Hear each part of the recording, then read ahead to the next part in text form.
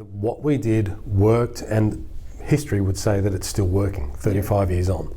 Some days we'd do 3 shows a day, some days we'd do 4 shows a day.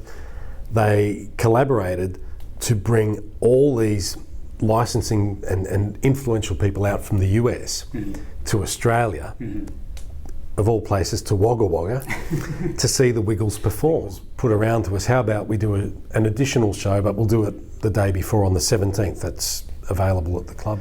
Now, having not done a Wiggles show for a few years, I was a bit like, okay, well, I better get back in shape.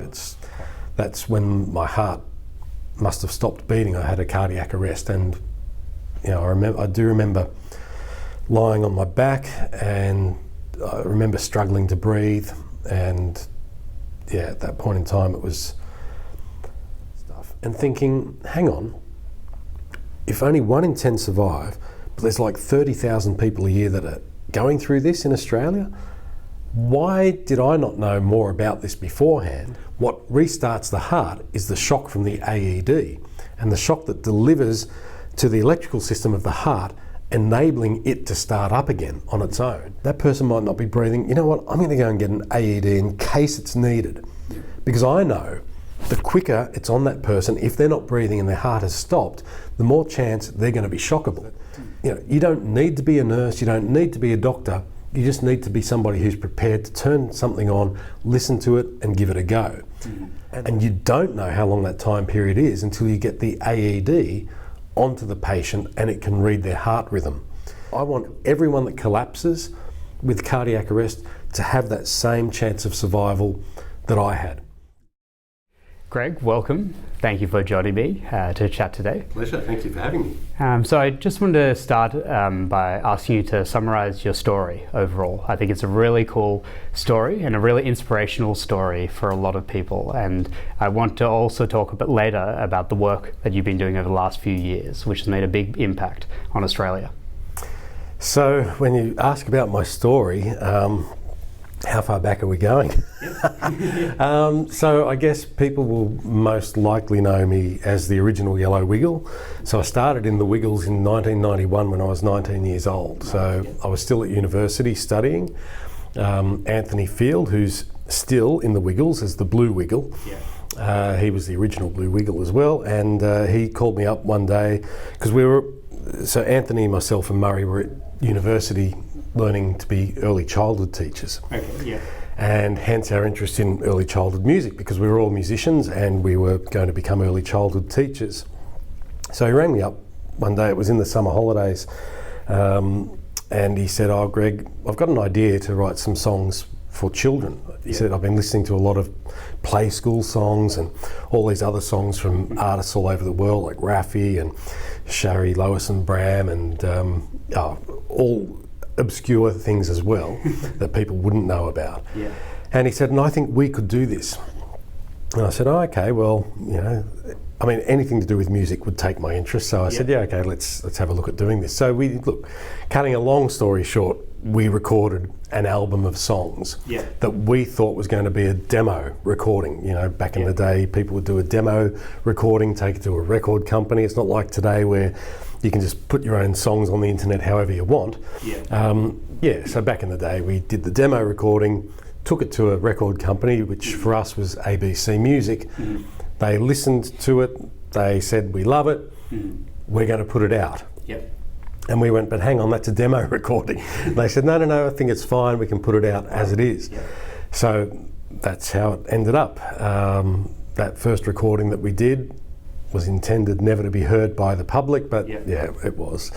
And then from there we kind of just built things up over time, and this crazy idea that Anthony had to record songs for children became a reality, and an incredibly successful career for him, Murray, myself, and Jeff Fatt, who became the Purple Wiggle.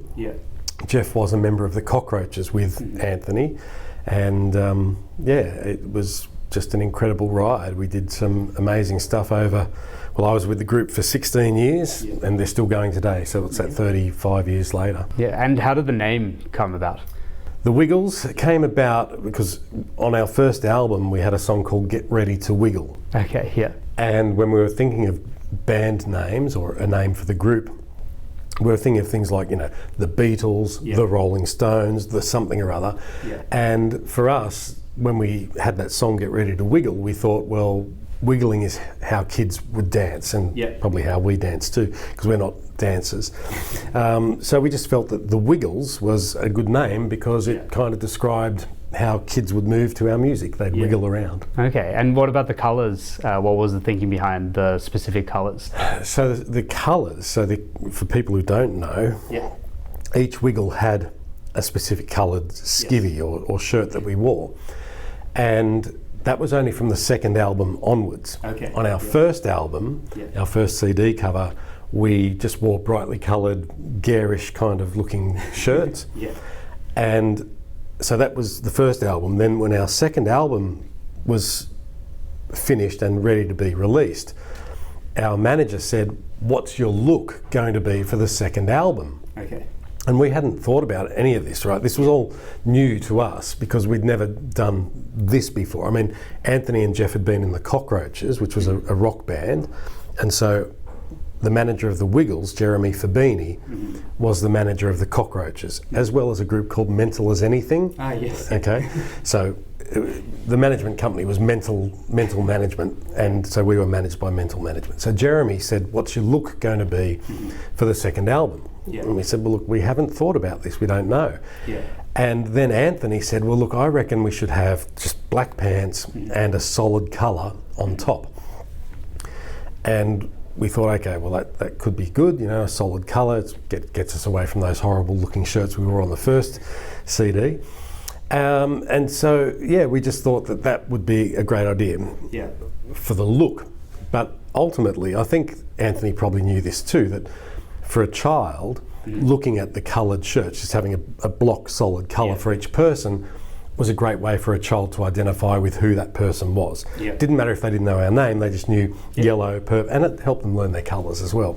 So it served multiple purposes, and I think for that reason, after we did the photo shoot for that second album, it just stuck because it made sense and it worked from that point of view. And still today, 35 years later, there is still a blue, yellow, red and purple wiggle. And it's allowed for that longevity because you can have different people come in and out of those roles, that's right. And there was debate too, because I was the first original wiggle to leave the group in year 2006. So there was debate over whether or not somebody who replaces an original wiggle gets that colour or takes on a new colour. And I wasn't really part of that decision-making process at the time because I was unwell and not really capable of being involved in those kinds of discussions. But for whatever reason, they went with it should be the same colour, and I think that's the right call in the end. I think they would have run out of colours. And did you just start in one part of Australia, or was it immediately spreading very quickly? Yeah, look, it's an interesting thing. Like we started in Sydney because that's where we were. We lived in Sydney. So we started out by playing shows at preschools or daycare centres, as well as birthday parties, and even some sort of office Christmas parties. So like at the end of the year, companies would have their big Christmas party and we played a couple of those. Wow, so people's birthdays back in the day got a live performance dedicated from the Wiggles. Yeah, but you got to remember that we weren't known, right? So we were just this little group starting out. However, having said that, we were very fortunate in that when we started out, because we were with ABC Music, they played our video clips. So that song I spoke about, Get Ready to Wiggle, that was sort of like our lead single off the album. So we shot a video for that song. And so when the album was released, as a way of promoting it, ABC Music would play that clip on ABC TV right before Play School. Okay, great. Which is prime time viewing for little kids, right? Play School was a massive show and still is. It's such a incredible legacy, that show. So the fact that people were watching Play School and just before that they'd see the Wiggles, pretty quickly people knew who we were. So we started, physically in Sydney doing those performances, and fairly quickly we were able to grow from Sydney to other states. So I think it was early 1992, so the first album came out August 91. Early 92, I'm pretty sure it was January or February 92, we were part of a show, I guess you'd call it, ABC for Kids Live. Yeah. So ABC had this brand, ABC for Kids, and they did these live shows. So we were part of this roster of artists that would do this show. So we did that in Melbourne. And that was our very first tour. Yeah. And we were so excited. Like, we were just this new group. Anthony and Jeff had done touring before. Yeah. And they would call Murray and myself the rookies. We were the tour rookies because we hadn't toured before. Yeah. But all of a sudden we started doing these shows interstate. Yeah. So when you say, where did we start? Look, we started in Sydney, but it did grow fairly quickly to other areas because of the exposure that we got through ABC. Yeah. And then what was the tipping point for that to become international in any way? Well, that was many years later. So the tipping point, oh gosh, there was a lot of things that took place to get to that point. Yeah. So, because I don't think a lot of people remember how big you were with the group. This became a global phenomenon at one point. Yeah, and look, it probably still is. I'm not heavily involved, but I think it is because of like the reach that the internet has now. Yeah. So you got to remember, what I'm talking about was all pre-internet. Yeah. I mean, I think that shows how powerful it was. Well, yeah, but we relied on different media to help promote it. So now you've got social media, you've got the internet, and those kinds of things. But I remember back when I was in the Wiggles in the early days, I think it was like 93 or 94, dial-up internet. And you're probably so young, you probably wouldn't remember dial-up internet, right? Yeah. You've probably heard old folk like me talk about it. The modem sound, and just the fact that to load a page of text would take 20 minutes. Yeah. Right? So this was all pre-social media and that kind of stuff. It was years of touring here in Australia. Yeah. So we would tour like essentially 10 months of the year. We'd be out travelling around Australia doing shows. The four of us in a Tarago driving from town to town. Initially we set up the shows ourselves, so we'd unload all the lighting gear, the sound gear, the costumes and everything, set them all up. Yeah. And we'd do that. But then, some days we'd do 3 shows a day, some days we'd do 4 shows a day. One tour, we got incredibly excited and thought, we can do lots of shows. And we did 21 days straight. Sorry, was it 20? I think it was 21 days straight of 3 shows a day or something ridiculous like that. And we just said, no, we can't do that anymore. So we had to limit it. We cut it back to 5 days a week of shows, and then we'd have days off. Then I remember we did 6 days straight of shows in Perth, 4 shows a day. Yeah. Wow. So we learnt very quickly that we were human and that we couldn't just push through and, smash out all these things. I mean, for one, me being the singer, my voice would not hold up for 24 shows a week, constantly. So we had to manage that. But physically too, as I said earlier, we call ourselves the Wiggles. We weren't dancers. Yeah. We certainly weren't professional in any way. We created a genre for ourselves. And our dancing typically consisted of a lot of jumping around on stage because kids found it very easy to just jump up and down. And they could follow it. They could follow it. And it meant that we could do simple things that they could do easily. But because of the amount of jumping, I think I calculated at one stage, when we did a typical show week, I was jumping like 5,000 times a week, and over the course of a year, when you're doing 500 shows a year, that's a lot of jumping. So my knees and my ankles started to go pretty early on, unfortunately. So it then became a challenge of, how do we keep doing that in a way that's going to sustain the ability to keep doing it? Because we love doing it, and it was a lot of fun. So then we brought in other people to help. So we had other crew members, we had other dancers, we had other people playing the characters in the show, and that all helped us it took some of the load off us. Yeah. And did those, when you started getting a bigger team, is that what sort of allowed you to scale up and think about going internationally at that point? Look, our dream, I guess, was to go international, but we didn't know how we were going to do that. Yeah. Now that's where, gosh, it was probably 96, 97, 1996, 1997. So after 5 or 6 years of touring locally, ironically, the ABC, which was our home of music, we wanted to be on TV. We wanted to do a TV show, but it wasn't to be on ABC. They didn't.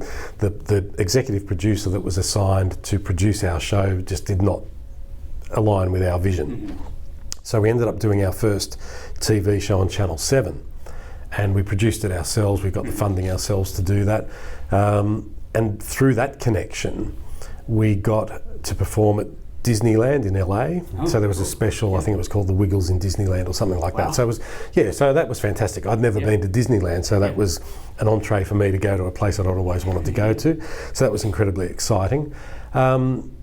But around the same time, through ABC, there was a guy at ABC in the licensing department. So licensing is where you have a brand or a name, and you license that brand or product to merchandise. So t-shirts, backpacks, whatever. And that guy, Graham Grasby, saw the potential of the Wiggles as a licensing brand. Because he had been working on Bananas in Pyjamas, which was the ABC's flagship program at that point in time. So Graham saw the potential. He reached out to a very well-known and successful licensing agent here in Australia by the name of Fred Gaffney. And he, incredible guy, incredible character, this guy Fred Gaffney. He saw the Wiggles and he loved the brand as well, and he saw the potential too. So he, through ABC licensing, Fred took on the licensing for the Wiggles here in Australia, but also had, whether you want to call it an option or some sort of rights to the worldwide rights as well for the Wiggles. So he contacted people he knew in the US. And what they did between Graham and Fred, they collaborated to bring all these licensing and influential people out from the US to Australia, of all places to Wagga Wagga, to see the Wiggles perform. And so we called this event Wiggle in Wagga. So all these people from the US come to this town in Australia, Wagga, which at the time, and probably still is, the biggest inland city in Australia. So they come out to Wagga, come to a Wiggles show, and then we had dinner with them that night. And these folks from the US, they were all just blown away at the experience, because it was something they'd never seen before. Because we were playing probably at Wagga RSL Club or Wagga Leagues Club. So you have this room full of 1,000 people, mums with kids predominantly, and then all the prams and strollers parked outside. And it's chaos, but it was structured chaos. And it was just like this connection between the Wiggles, the band on stage, and the crowd for young kids that people hadn't seen before. Because I think we were probably the first band for kids. There might have been others, but they weren't sort of successful like we were, certainly in Australia. And these folks in the US could see that potential translating to US audiences. So within a year or two, we had done a deal with, I think it was Fox Kids in America, for them to take our TV show. That then opened up the door. One of the people that came out to Australia to see us in Wagga was a company called, at that point in time they were called Lyric Entertainment. They were the company that owned the brand Barney, the dinosaur. So we signed a deal with them to distribute our video content.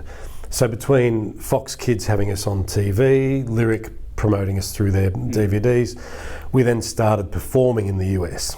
And this is where it was hard work and very interesting. So after playing in Australia for years and years and building up an audience base here, we'd play 4 shows a day to 1,000 people a show, 4,000 people a day, 5 times a week.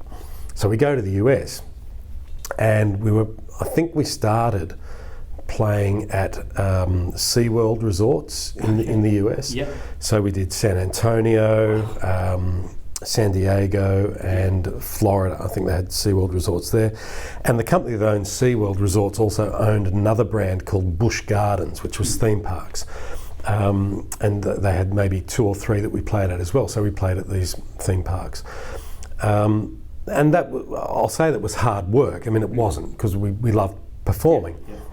it was hard in the sense that we're coming from playing to big crowds here in Australia, going to the US and starting all over again. So it was hard work. People didn't know who we were.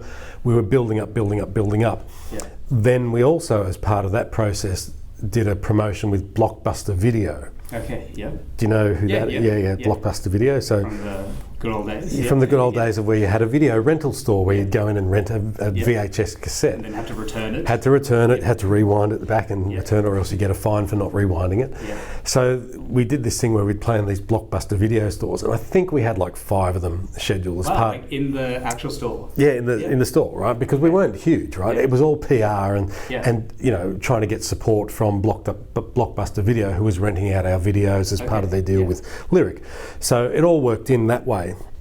And I think the first store we played at, there was like 20 people that came along. Yeah. Second one, 15. The third one, there was like 10. Wow. The fourth one, there was 5. And at the final one in LA that we did, you know, it was supposed to be this big moment where I think it was Channel 9 from Australia came along to see the Wiggles launching their career at Blockbuster Video in the US, and there was literally no one there. Oh. There was the publicist and her daughter, and that was it. It was like, But what happened with the promotion to get people there? well, people just didn't know who we were. So you can promote something, but unless they know already. you're promoting nothing, right? Essentially. So that was hard work, right? It was like, oh my gosh, and it wasn't cheap for us to invest in going over there, because we were also trying to break into the UK at the same time. Okay. And now that was diabolical, because at the time, you know, the dollar, the exchange rate for the US was not too bad for us. It was costing a lot of money to go over there, but the pound to the dollar, it was a lot worse. Okay. And so we were trying to break the two markets at the same time. But luckily, and I don't know how this happened, it would have been one of those wonderful people like Fred Gaffney or Sid Kaufman, who was working for us in the US, brokered a deal with Disney Channel. Okay, wow. So instead of being on Fox Kids, which, you know, we thought for us, being on Fox Kids with, I don't know, let's call it, they've got 1 million subscribers, 1 million people watching us in the US, that's fantastic. Going then to something like Disney Channel, big step up. And we didn't realise how big of a step up it was until we were on Disney Channel, and then all of a sudden things just went bang, like just took off. And so then the other thing that we did, which was helpful, was playing or performing at the intermission break of the Barney the Dinosaur live shows.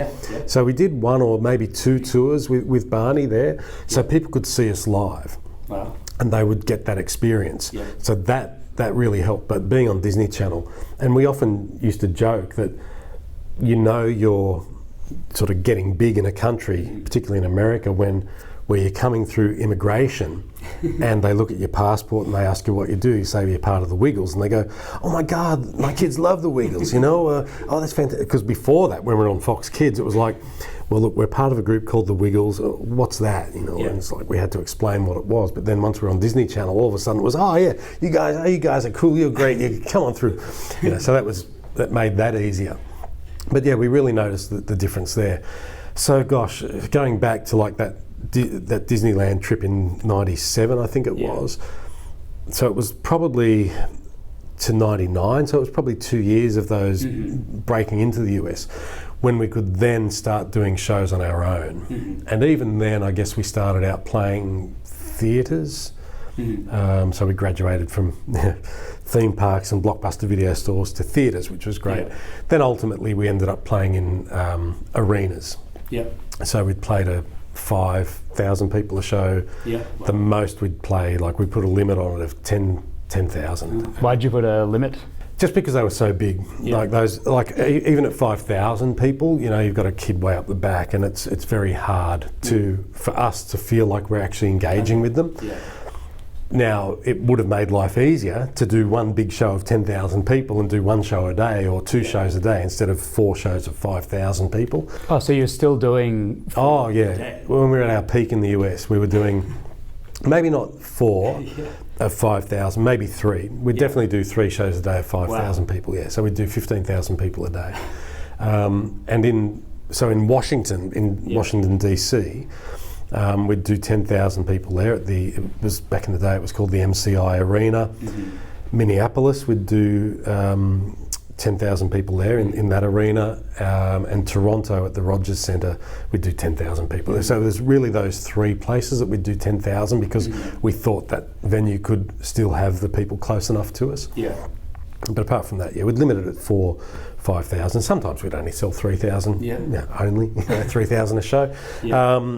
But so we'd tour the US 3 times a year.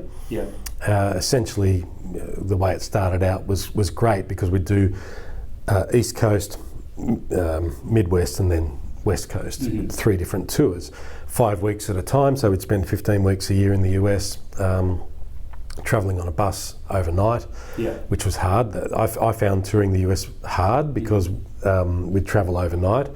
So we'd do the 2 or 3 shows, 4 shows a day, whatever it was, and then get on the bus, 9 o'clock at night, hit the road, and you might be travelling for 6 or 7 hours, and then I couldn't really sleep on the bus. So I was a bit of a pain in the backside to the other guys because they seemed to be able to, but I couldn't. I just couldn't get comfortable enough to sleep.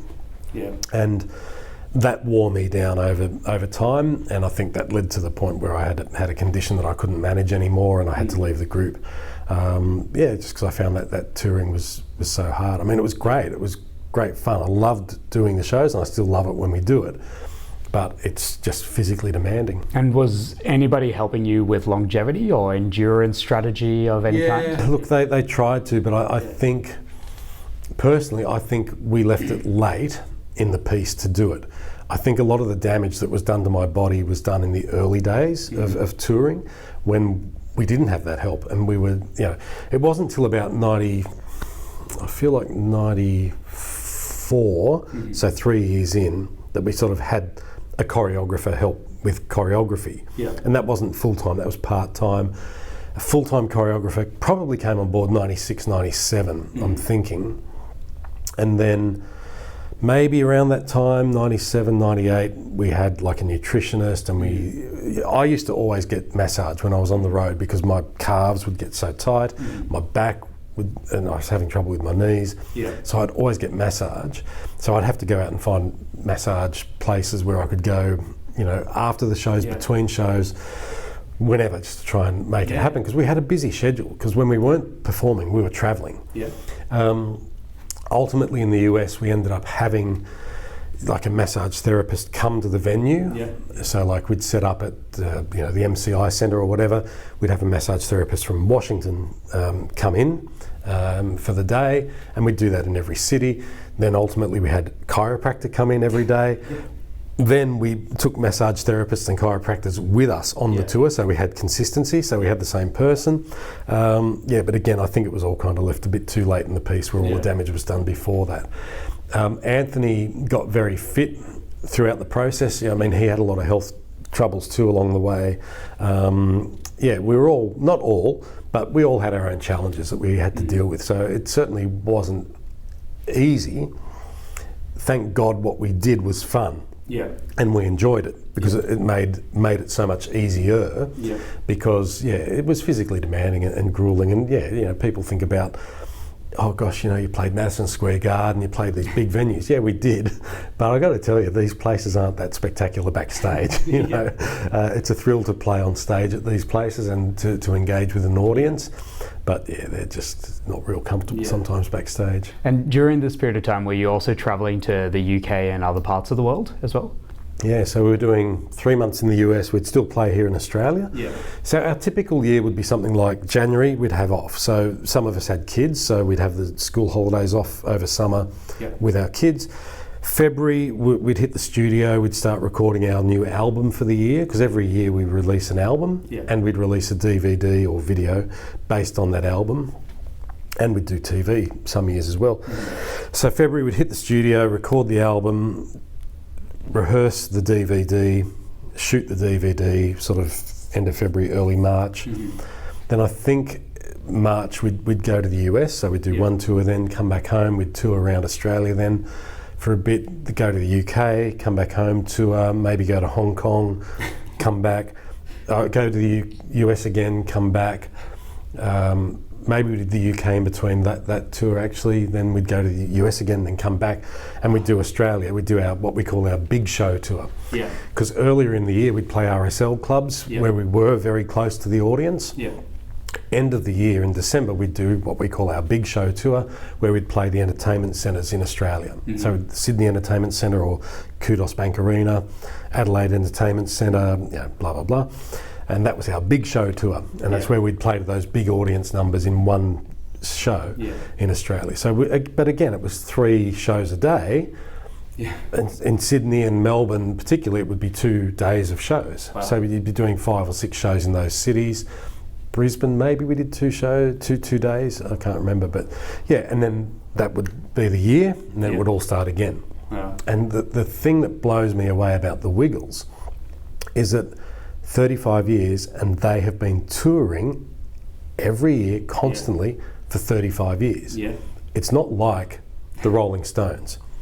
Right? Yeah. The Rolling Stones will do a world tour for maybe 2 or 3 years, then they'll have 7 years off. They might do an album in that time. Yeah. The Wiggles were doing albums, TV, DVDs, touring, and everything else that goes along with that. Yeah. Right? Wow. Every year, straight for however many years. Yeah. So it's quite a phenomenal thing when you look at the workload, the output, and the achievements that have been achieved in that time frame. Yeah, and do you think it was just pure passion driving you to this level? Yeah, passion and love for what we did. Yeah. And I think without that we would have folded. And I mean, there were certainly clashes of personality along the way too. But again, it's that common passion and the common goal that got us through, and the fact that we're just we genuinely liked each other.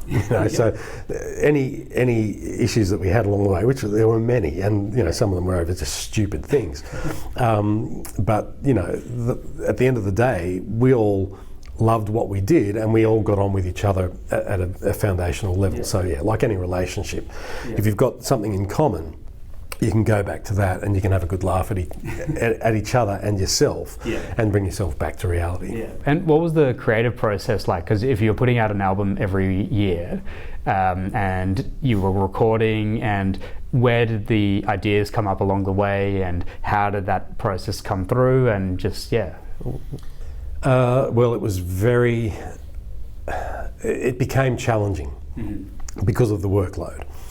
So towards the end of my time with the group, so I left in 2006, so probably around when we started heavily touring the US, we actually couldn't get into the studio as much because we had to produce so much content. So sometimes when we knew we had an album to do, we'd just go into the studio with nothing. We had no ideas or anything, and we'd have to just write the album, and we'd do it. So we had the 4 of us. We also were fortunate in that Anthony's brother John, who was a member of the Cockroaches, is an incredible songwriter. Okay, yeah. And he wrote a lot of the hits that the Wiggles had. Yeah. So Hot Potato he wrote. For anybody watching who knows these songs, Go Santa Go, Here Come the Reindeer, Go Captain Feathersword Ahoy. There's a stack of songs that John was the key songwriter for, or a catalyst for writing some of the material. So between all of us, we were able to produce the output that was required to meet our obligations. But it doesn't mean it wasn't hard work sometimes, because you'd either be exhausted or you'd feel you were out of ideas. Yeah. And I remember one time we were recording an album, and Anthony rang us and he said, "Guys, I've done it. I've written the next Hot Potato, the next hit song." Because Hot Potato was just such a big hit for the Wiggles. Yeah.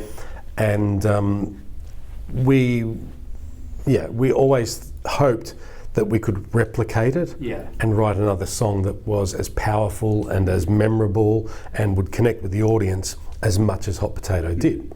But we never could. And I don't think that the Wiggles ever have. They've written a lot of great songs since, but you just can't. It's just a one-off.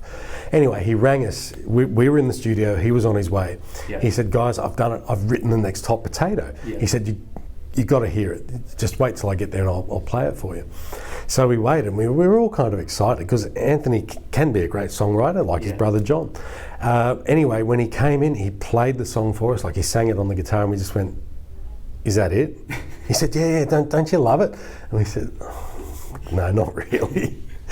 It wasn't a great song, you know, and he was disappointed, but he kind of acknowledged at the time that, okay, look, trying to write another Hot Potato probably is never going to happen. Yeah. So I think we gave up on trying to write another Hot Potato. So our goal was always to write a song that was developmentally appropriate for our audience, right? Not write a song that we think is great, but what is a song that our audience is going to engage with? What is the purpose of the song for the child? Is the purpose for them to listen to the song? Is it for them to sing along with? Is it for them to move to? You know, what's the goal? And sometimes you'd have all those three key things in one song, which would be fantastic, but you know, what purpose does it serve for the child? If it doesn't serve any of those purposes, then, and if it doesn't do it well, then it's no good. And how did you coordinate like your creative visions for the songs versus also the shows and TV and bring all of that together into one sort of creative package? Yeah, look, it was hard. Look, honestly, we tried various things over the years. So we tried bringing in other script writers for TV shows, which worked really well in some cases. In some cases, we were forced to work with script writers because of the deal that was done with the network, who was paying for the TV show to be produced. We tried numerous things, but at the end of the day, the Wiggles. What we did do well was, fortunately, we learnt early on in our career to retain control, to retain creative control. So that one anomaly where we were forced to work with a scriptwriter, and this is not a slight on the scriptwriter at all, but essentially, when he wrote stuff, we could have a say, and because we got on well with him, which was great. But ultimately, the script had to go back to the network, and the network had to have the final say.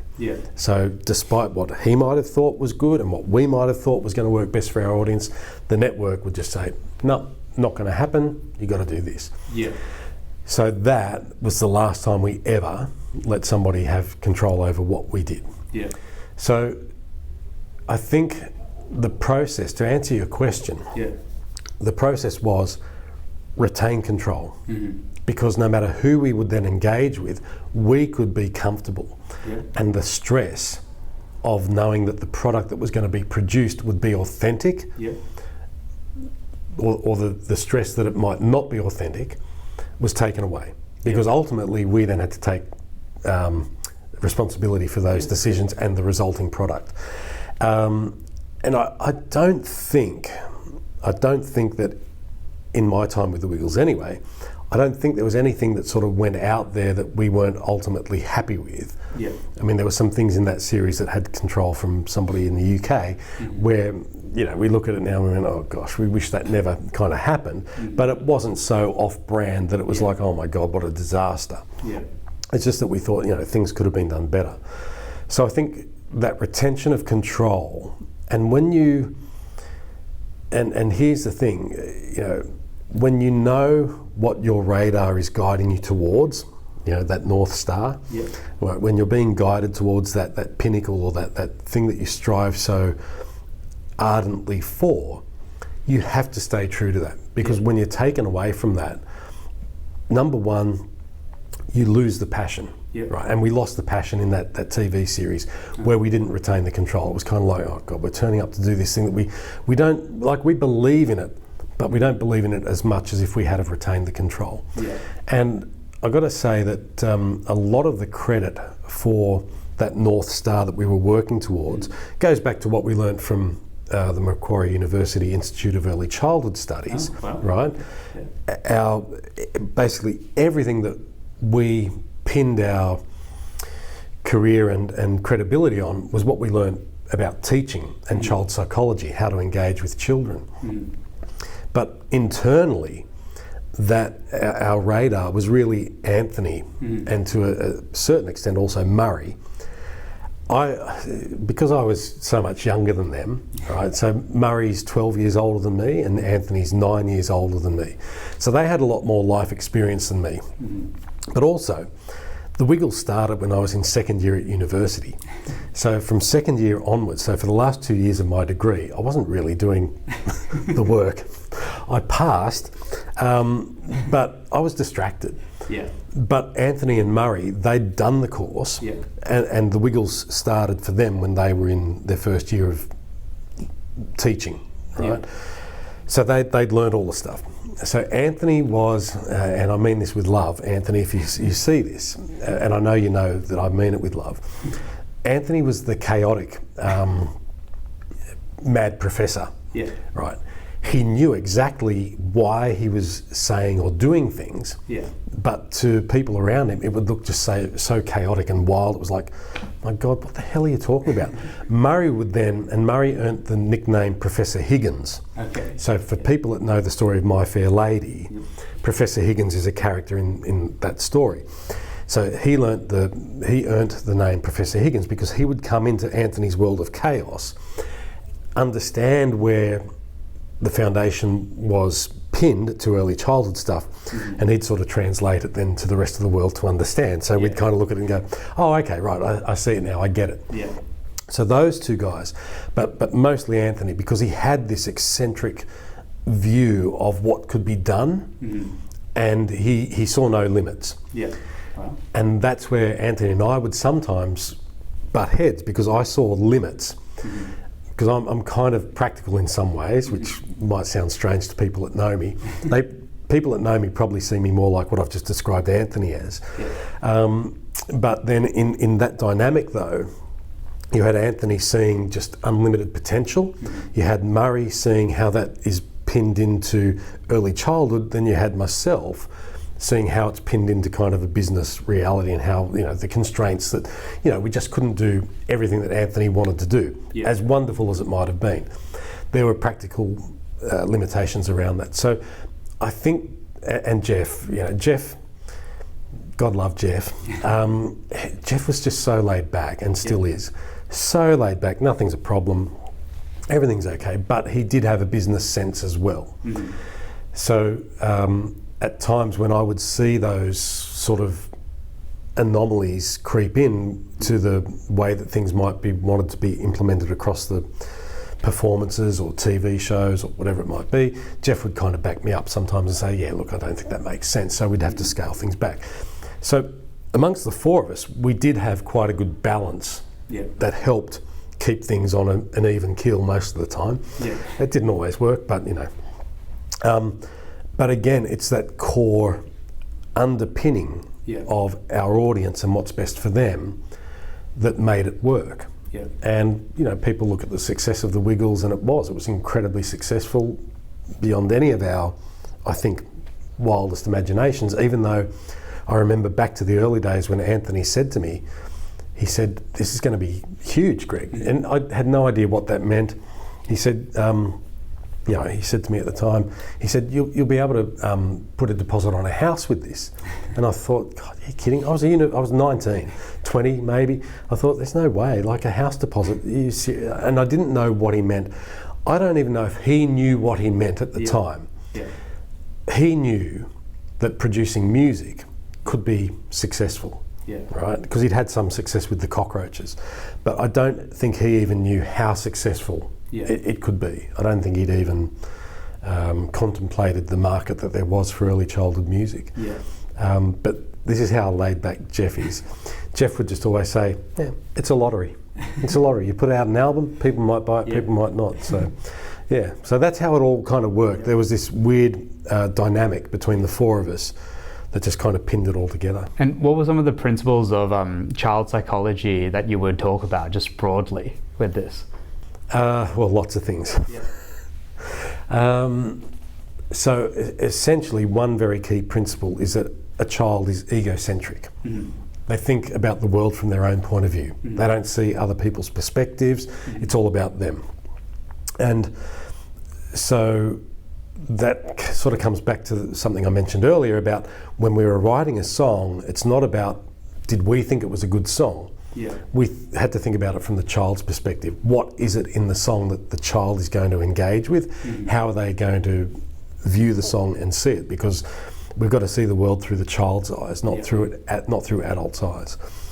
But that translated into a number of things across how we would engage with the child, either through writing a song, producing a video, a TV series, or a live show, or a personal interaction with them as well.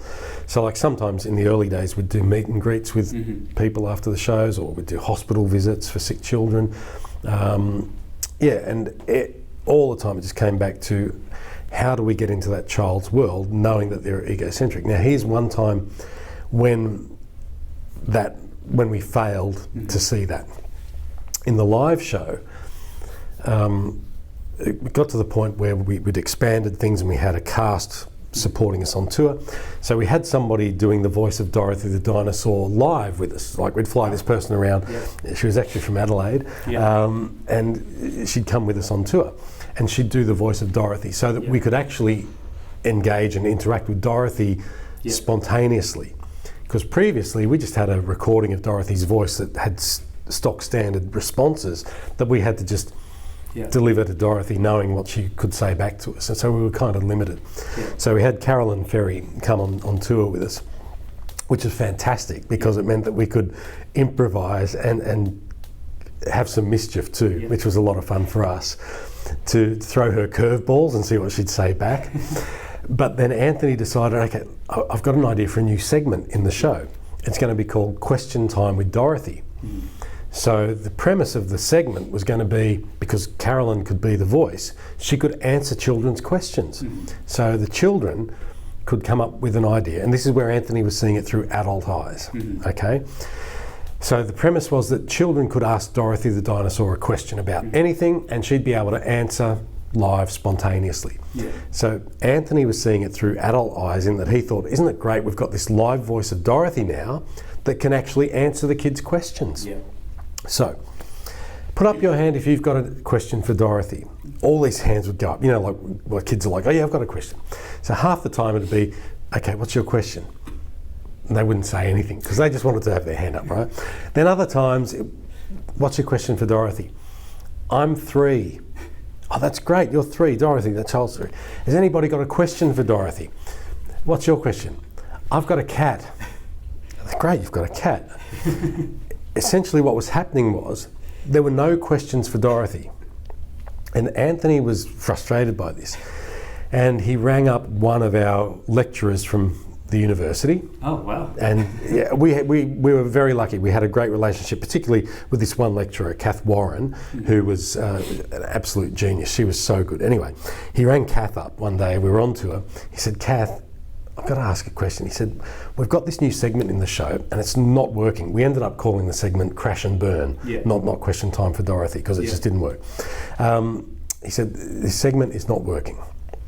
Why is it not working? She said, well, what are you doing in the segment? He said, well, it's Question Time for Dorothy. And she said, hold it right there.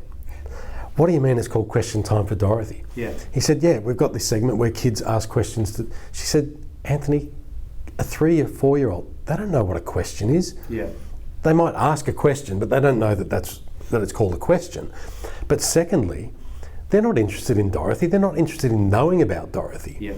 The egocentric child wants to tell Dorothy stuff about them. They're not interested in Dorothy. They want to share stuff about themselves with Dorothy. So we changed it from Question Time with Dorothy to tell Dorothy something about yourself. And that made all the difference.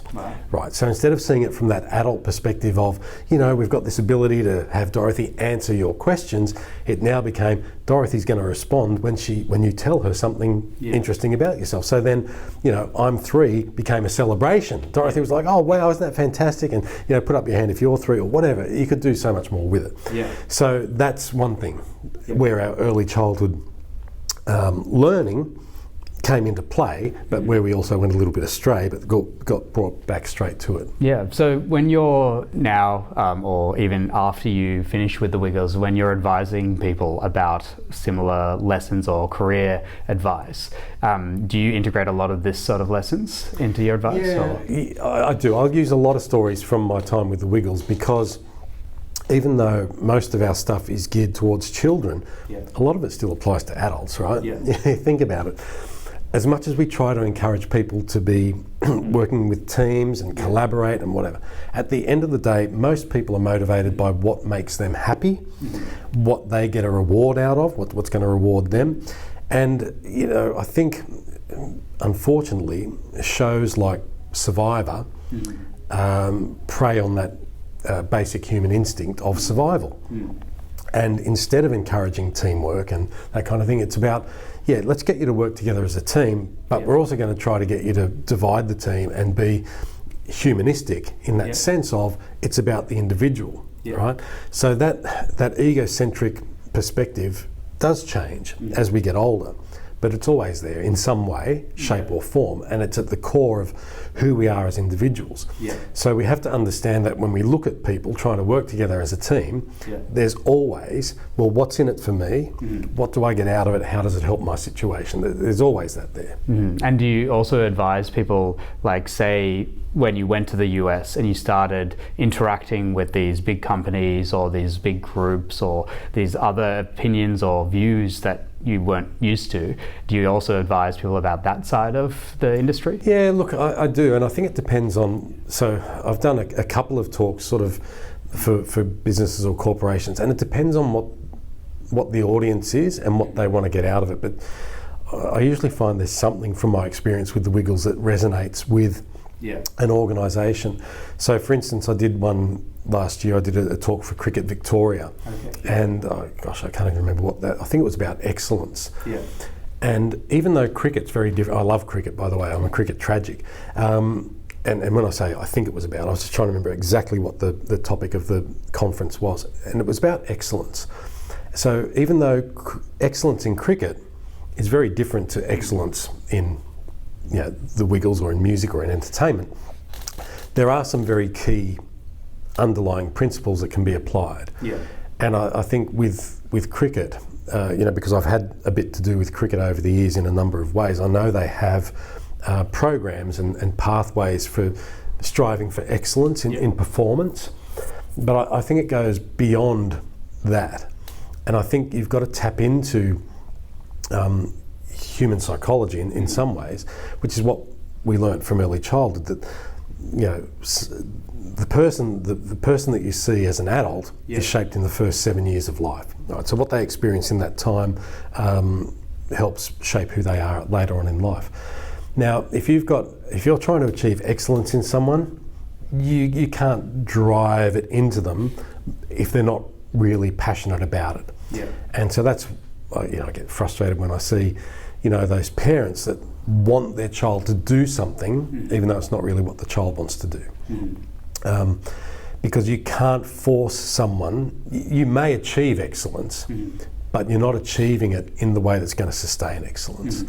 So true excellence comes from finding your passion, having people around you that support that passion, having an environment where that passion can flourish, and then taking it to places and finding those partners like we did in the US with the Wiggles. So here we go, this is where I'm making those analogies. You know, and this could be relevant in other discussions that we have, right? It's when, and this is why I think my experience with the Wiggles has really helped shape my vision of certain things today.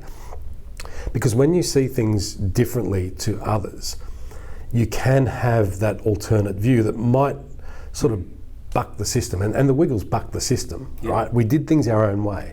We didn't let people tell us what to do because it was the norm, or you know, that's the way it's always been done, or evidence would suggest that, you know, we should do things a different way.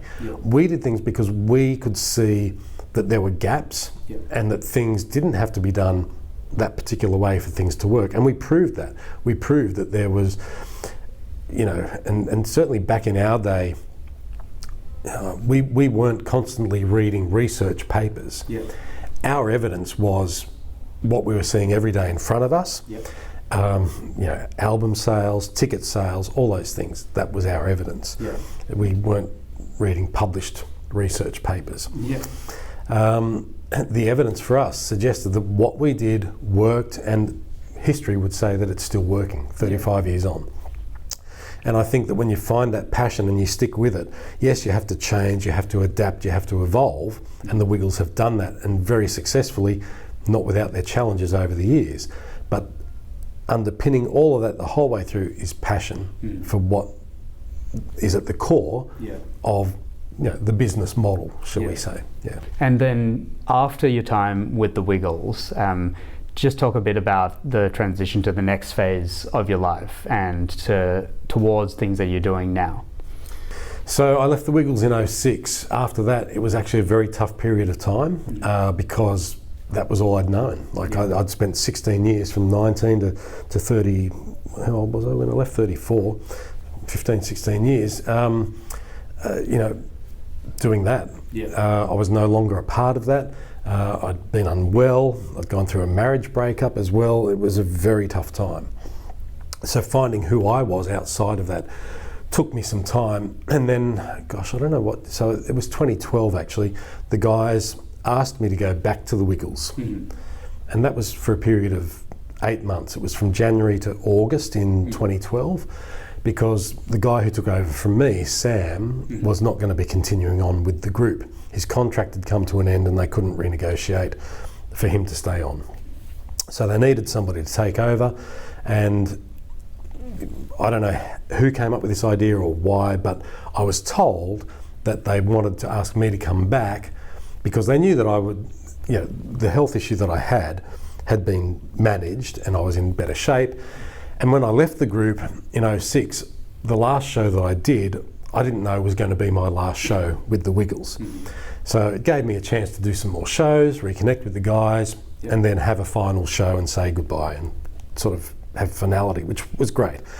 So that was good.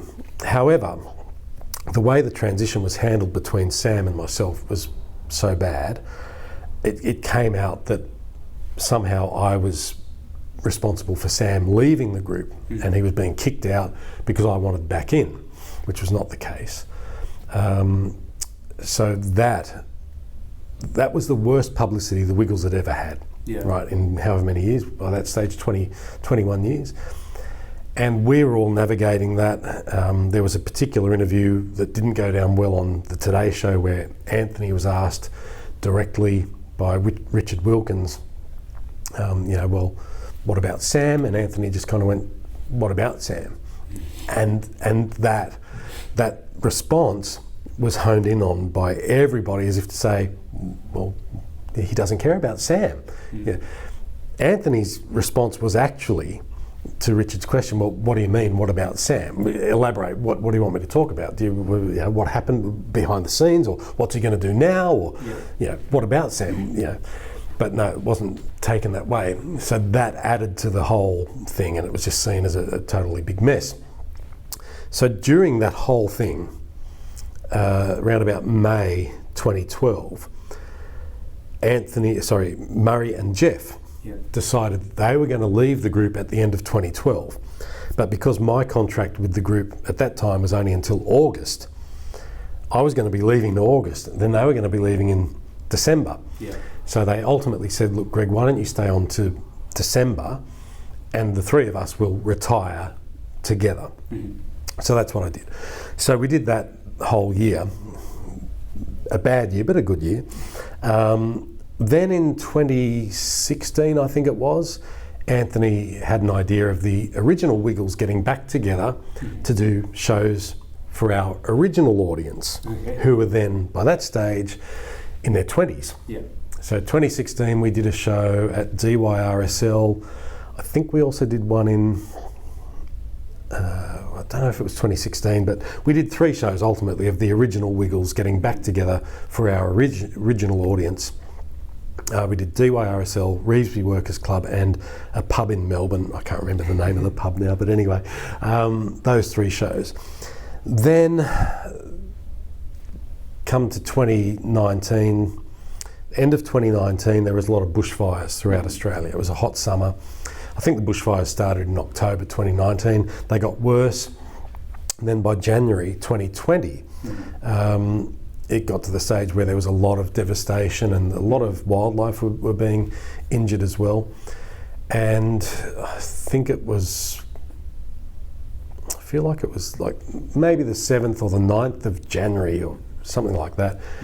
Got an email from Anthony and the Wiggles, who emailed a lot of people on the one chain and said, "Look guys, how about the original Wiggles get together and do a show to raise money for the bushfires?"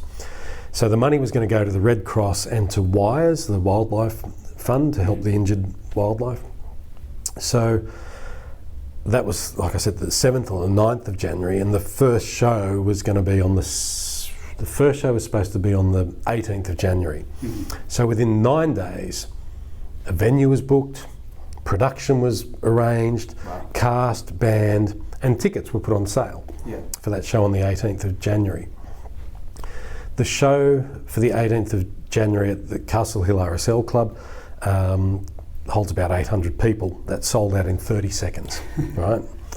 So then the thing was put around to us, how about we do an additional show, but we'll do it the day before on the 17th. That's available at the club. So we'll do the 17th and 18th of January.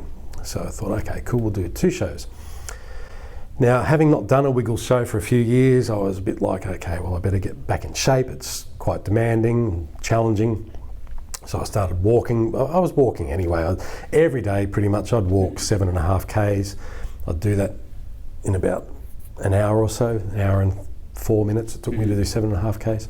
I was playing competition cricket at the time, competition tennis. I thought I was physically fit, but doing a Wiggles show, that's next level, right? So cricket's hard, you know, you can charge in and bowl a couple of overs or have to run between wickets or chase the ball. Tennis, Wiggles show's hard because you're singing, you're dancing, you're moving around. So I worked harder at my fitness in the lead up to that over those 9 days, and did the show, got on stage, and it was very hot. It was a very hot night, not that I remember a lot of it, and this is only, the memories that I have are only because of things that I've learnt since what happened at the end of the show. So as the show went on, we got to our last song that we'd planned to do before we went off stage and then came back to do an encore. And that last song was Get Ready to Wiggle, which was our first song and the song that the group was named after.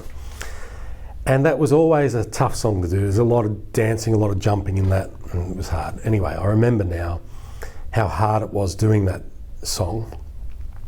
Finished the song, thanked the audience, said goodnight, thanks for coming to support the people who are putting out the bushfires and everything.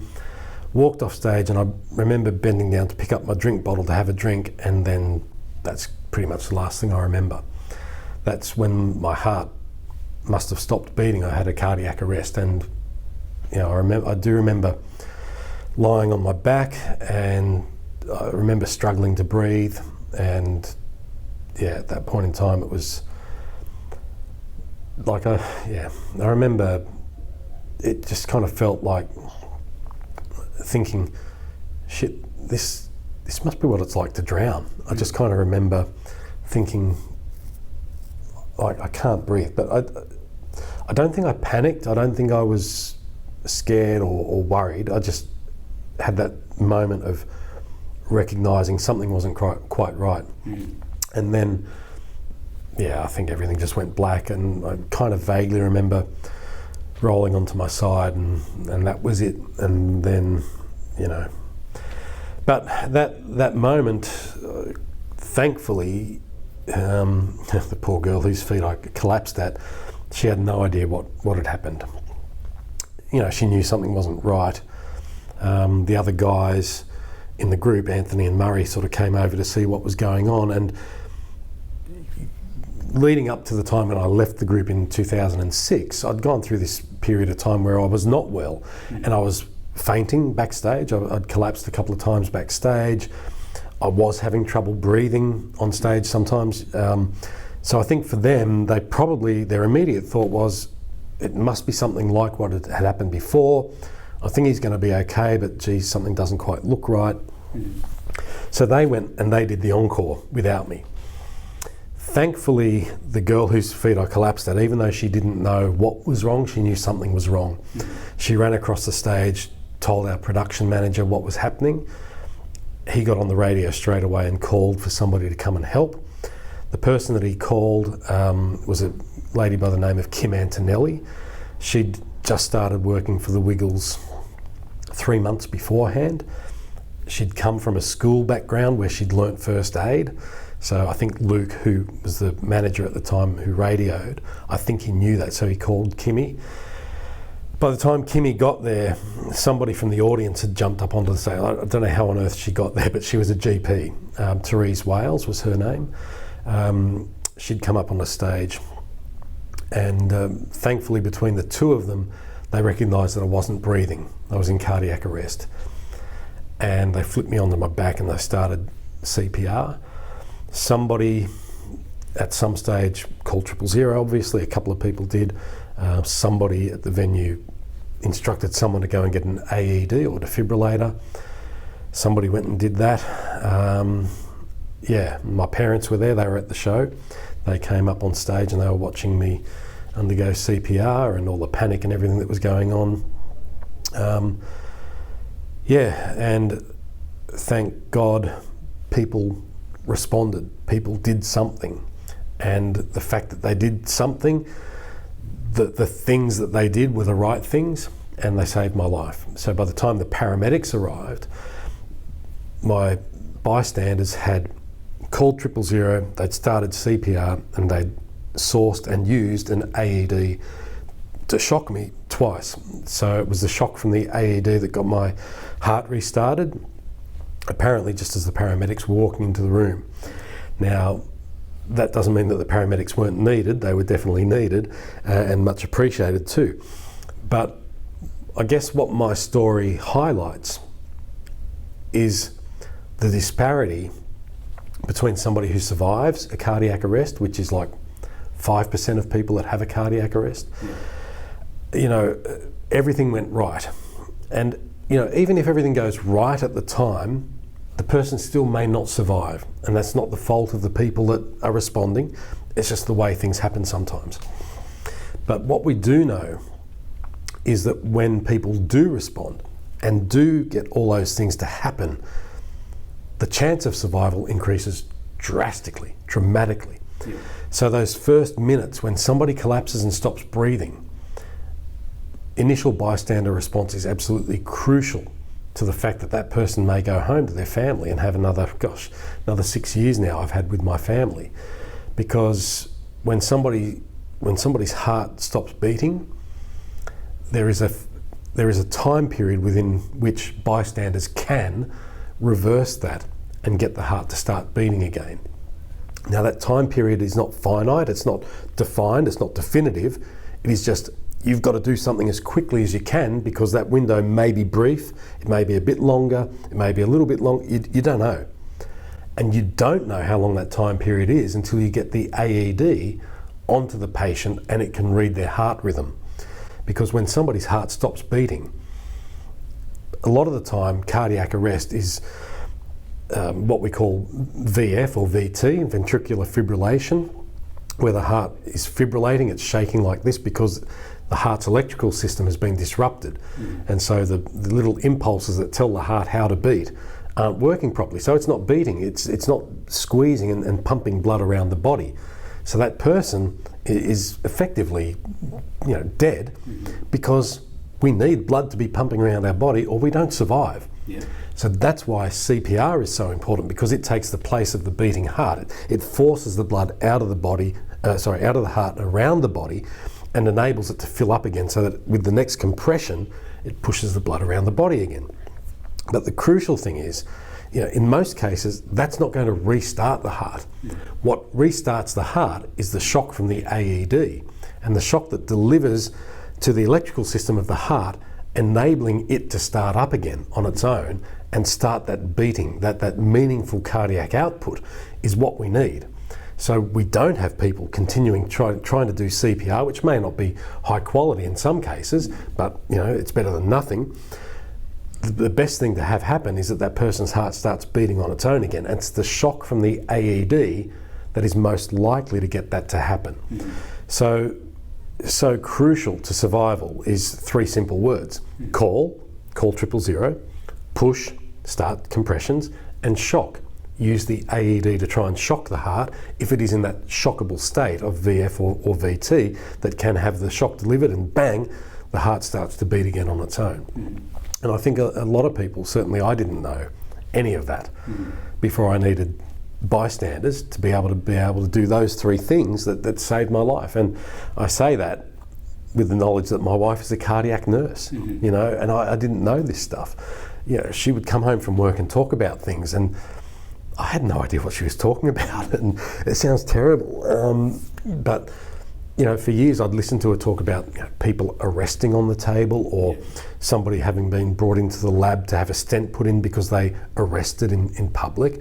And you know, honestly, those cases are not that many, because not many people who have a cardiac arrest in public make it to the cardiac cath lab to have a stent put in like I did.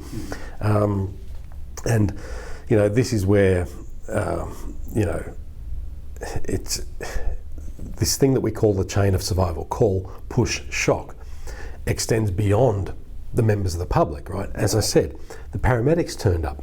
You know, they had to do their thing. Thank God they were able to clear the clot that was sitting in my heart. To have your dad put a stent in my heart to open up the artery that was blocked. And you know, that just blows me away. And again, to think that my wife Vanessa does that work every day that she goes to work, and I didn't really know what it was that she did. I just took it for granted that we have these people in the health system that do their job. And I guess that's the beauty of the fact that we have people in the health system. As a layperson, we don't have to know. We don't have to know the ins and outs of it. We trust that these people know what they're doing and that they do a good job. And I guess that's why when Vanessa would come home and talk about stuff, you know, it's like trying to learn logarithms in maths. It's like, what the hell does that term mean? What does that mean? And it's only that. It's only that I survived because of that knowledge and because of other lay people that knew how to save a life, that I was bothered to learn it, you know. And that upsets me to say that, because, you know, to think that I wasn't interested in Vanessa's job because of her, you know, it's not true. It's because I just couldn't understand it. And I would ask her questions and she would try to explain, and she'd still use terms that I just wouldn't understand. You know, it's not easy to understand. But afterwards, Vanessa was a massive support to me in learning and understanding, because, you know, she came to the hospital, she looked at the ECG, she saw what she called tombstones. You know, again, what the hell does a tombstone mean when you look at a report? She knew that it was a STEMI. Well, what's a STEMI? You know, so every turn along the way, there's all these terms. So I've now learnt those. But yeah, to think that chain of survival then, you know, gets me to the hospital where, you know, your dad puts the stent in. I then go to a cardiac, what do they call it? Cardiac care, CCU. Go to CCU, that team looks after me, and then there's rehab after that. So it's an incredible system that, yes, you take for granted until you need it. And I think for me, you know, waking up in hospital being told that you're 1 in 10 to survive,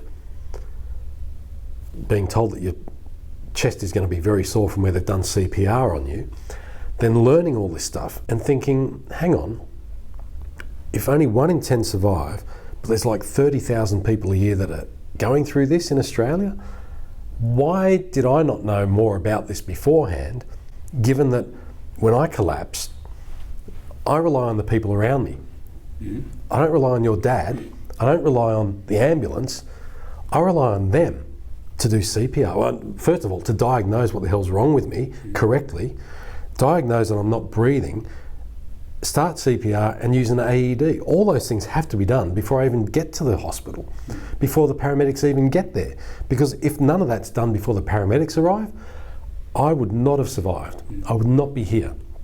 So for me, my passion became educating the community about the stuff that I did not know, and the stuff where there was this massive void that if more people have that void that can be filled with information and confidence to respond and react in that situation, we might see more survivors. We might not see what I now know is only 5% of that 30,000 number surviving.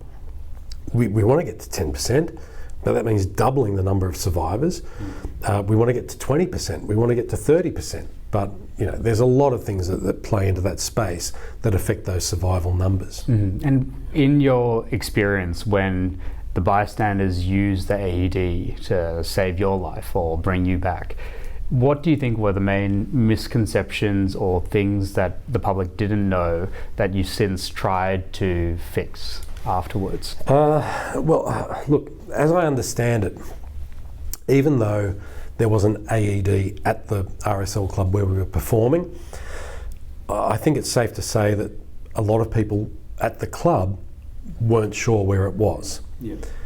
And even then, it was in somebody's office, I believe, in a drawer, I believe.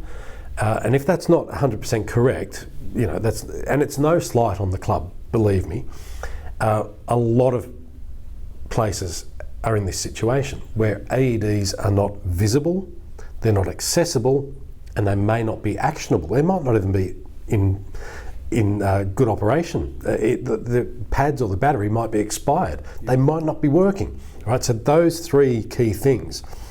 So I think, from my perspective, thank God what happened at Castle Hill RSL, number one, they were able to say that the AED that they purchased 10 years before saved my life, but then they actually supported my mission afterwards, but they personally purchased more AEDs for the club because they knew that it was too far from where they had to go from the auditorium down to wherever it was to get the AED and get back through crowds and whatever else.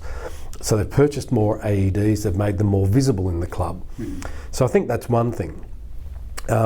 Knowing where an AED is, but not just knowing where it is, knowing that it's accessible within a timely, a short time frame.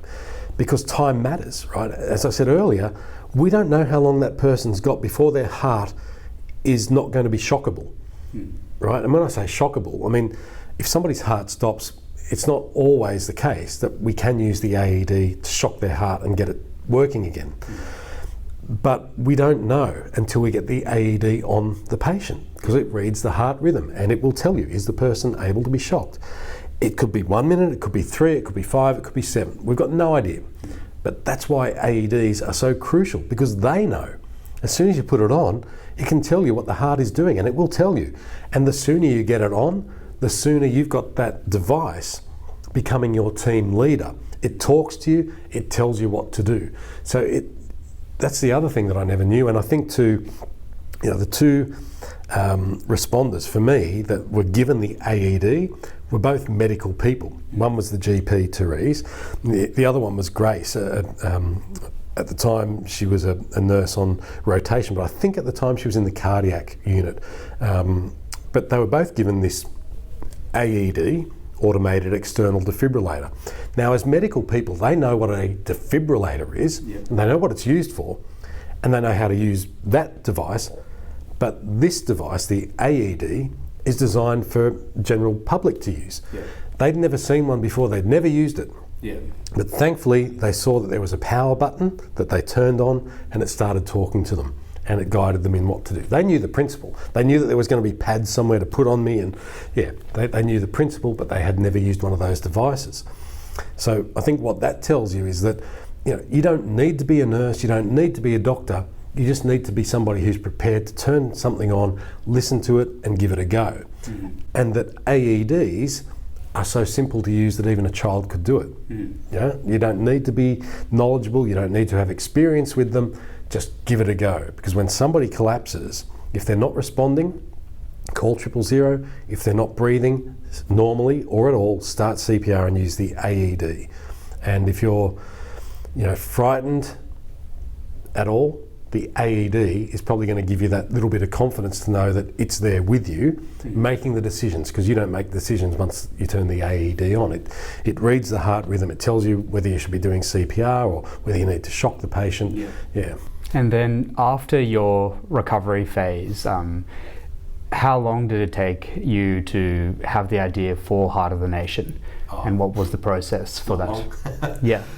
Look, I remember within a day, I think the day that I woke up in hospital, I was really still trying to comprehend everything, but I kind of knew what had happened, and I knew that there were these things called smartwatches around that could read heart rhythms. So I'd already started thinking about, because this is why, because Vanessa said to me, she said, thank God it happened on stage where there were people around. She said, if that had have happened when you were out on one of your walks, because the walks that I do go through kind of a bushland track. If I'd have collapsed on one of my walks, I might not have been found for 10 minutes, half an hour, 45 minutes by somebody else walking past. Yeah. And I guess that's when I started thinking, oh, geez, well, what if I had because I didn't have a smartwatch back then. I thought, what if I had a smartwatch? Then that would have, known. And anyway, that's when I started thinking about, well, how can we change this?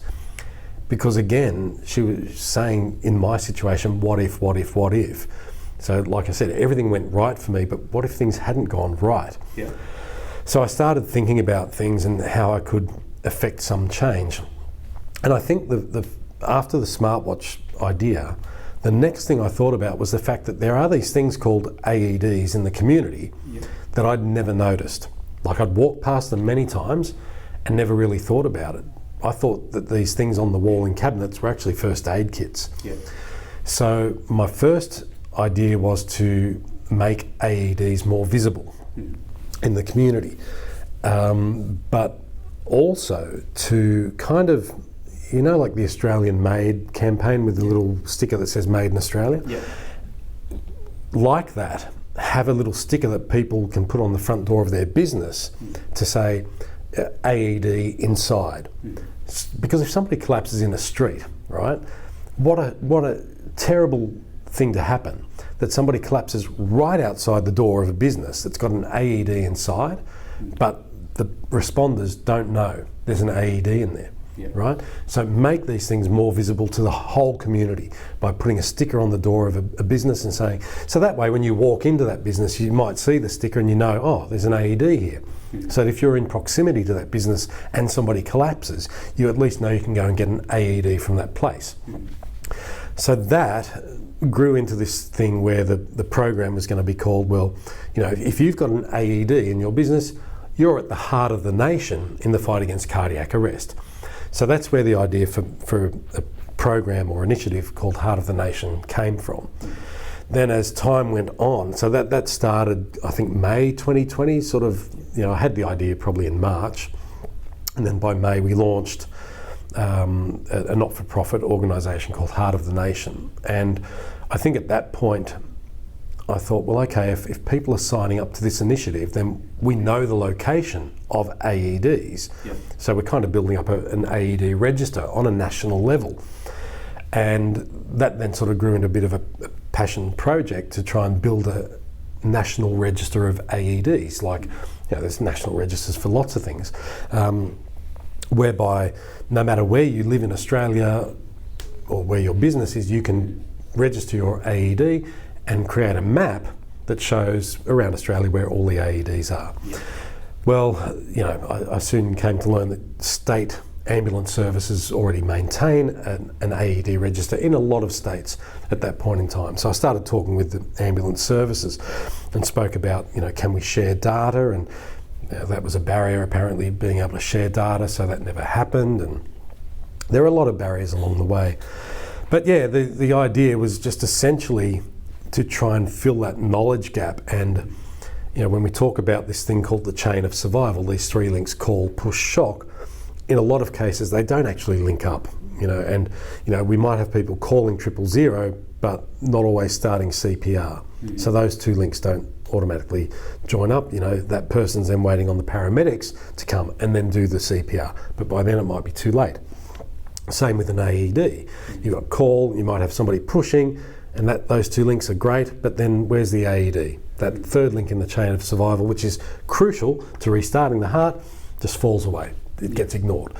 So how do we educate the public to know the importance of having an AED when somebody collapses and they're not breathing and we need to restart their heart, but also how do we encourage businesses to have an AED and make the community aware of that through a register or a sign. Brighter signage too was another thing that we developed, and we looked at studies to try and prove that having a bright yellow sign would draw people's attention to an AED more so than a green medical sign that could be confused with first aid or a number of different things. So this initiative, or what ended up becoming a charity called Heart of the Nation, tried to fill those gaps, and we implemented a lot of programs. We built an app to show the location of those AEDs that we had registered with us on a national level, not just on a state level, and we had a lot of people getting in touch with us saying, look, how can we find an AED? I'm in Victoria, but I'm travelling to Queensland. How can I find where the AEDs are in Queensland? Because in Victoria, yes, they've got a state register that shows the map of AEDs in Victoria, but where's the one for Queensland? Well, there wasn't one for Queensland. So without a national AED register, there's all these missing pieces, and I just get so frustrated, because it can be the case. It's not just about knowing where an AED is at the time that somebody collapses. It's not just about ambulance being able to direct somebody at that point in time. It's about people being prepared in advance, right? Because if I'm out somewhere and somebody collapses, I see that person collapse, but somebody else goes to attend to them and they're doing the right thing. I'm thinking, geez, that person might not be breathing. You know what? I'm going to go and get an AED in case it's needed.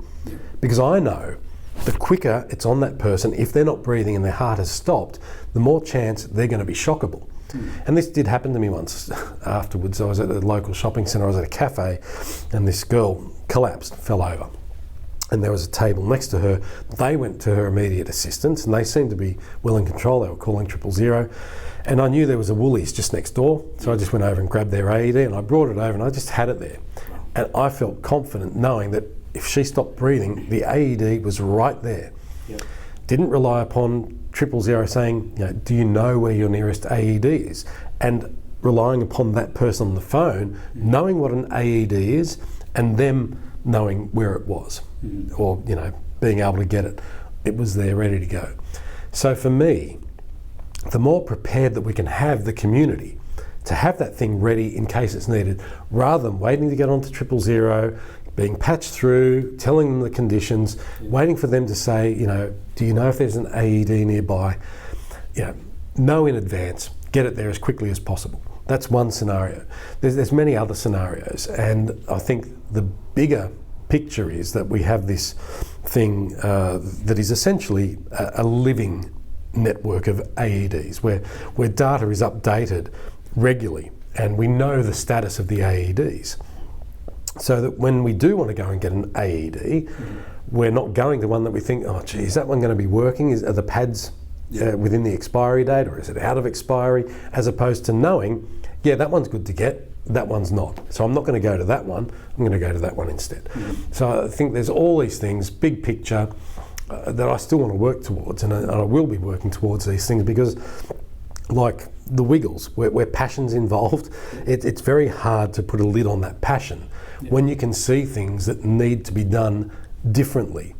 Even if it bucks the system, I don't care. I really don't care, because at the end of the day, what matters most is that I want everyone that collapses with cardiac arrest to have that same chance of survival that I had. I want somebody to see them, recognise it, call 000, start CPR, and have an AED on their chest as quickly as possible. Because if we can do that, number one, we can know that they've had every chance of survival. Number two, we know that if we do that, there's going to be more people surviving. I just know it. I absolutely know it. I mean, the evidence suggests that, right? And my gut instinct also tells me that if we can do that for more people are going to survive. And I mean, yes, it's taken a while to get to this point now. We're still not at the best point we should be in or at, but if we continue along this way with more people being educated, more people responding, more AEDs in the community, if we continue, we're going to get to a point where we will see more survivors. The numbers will stack up.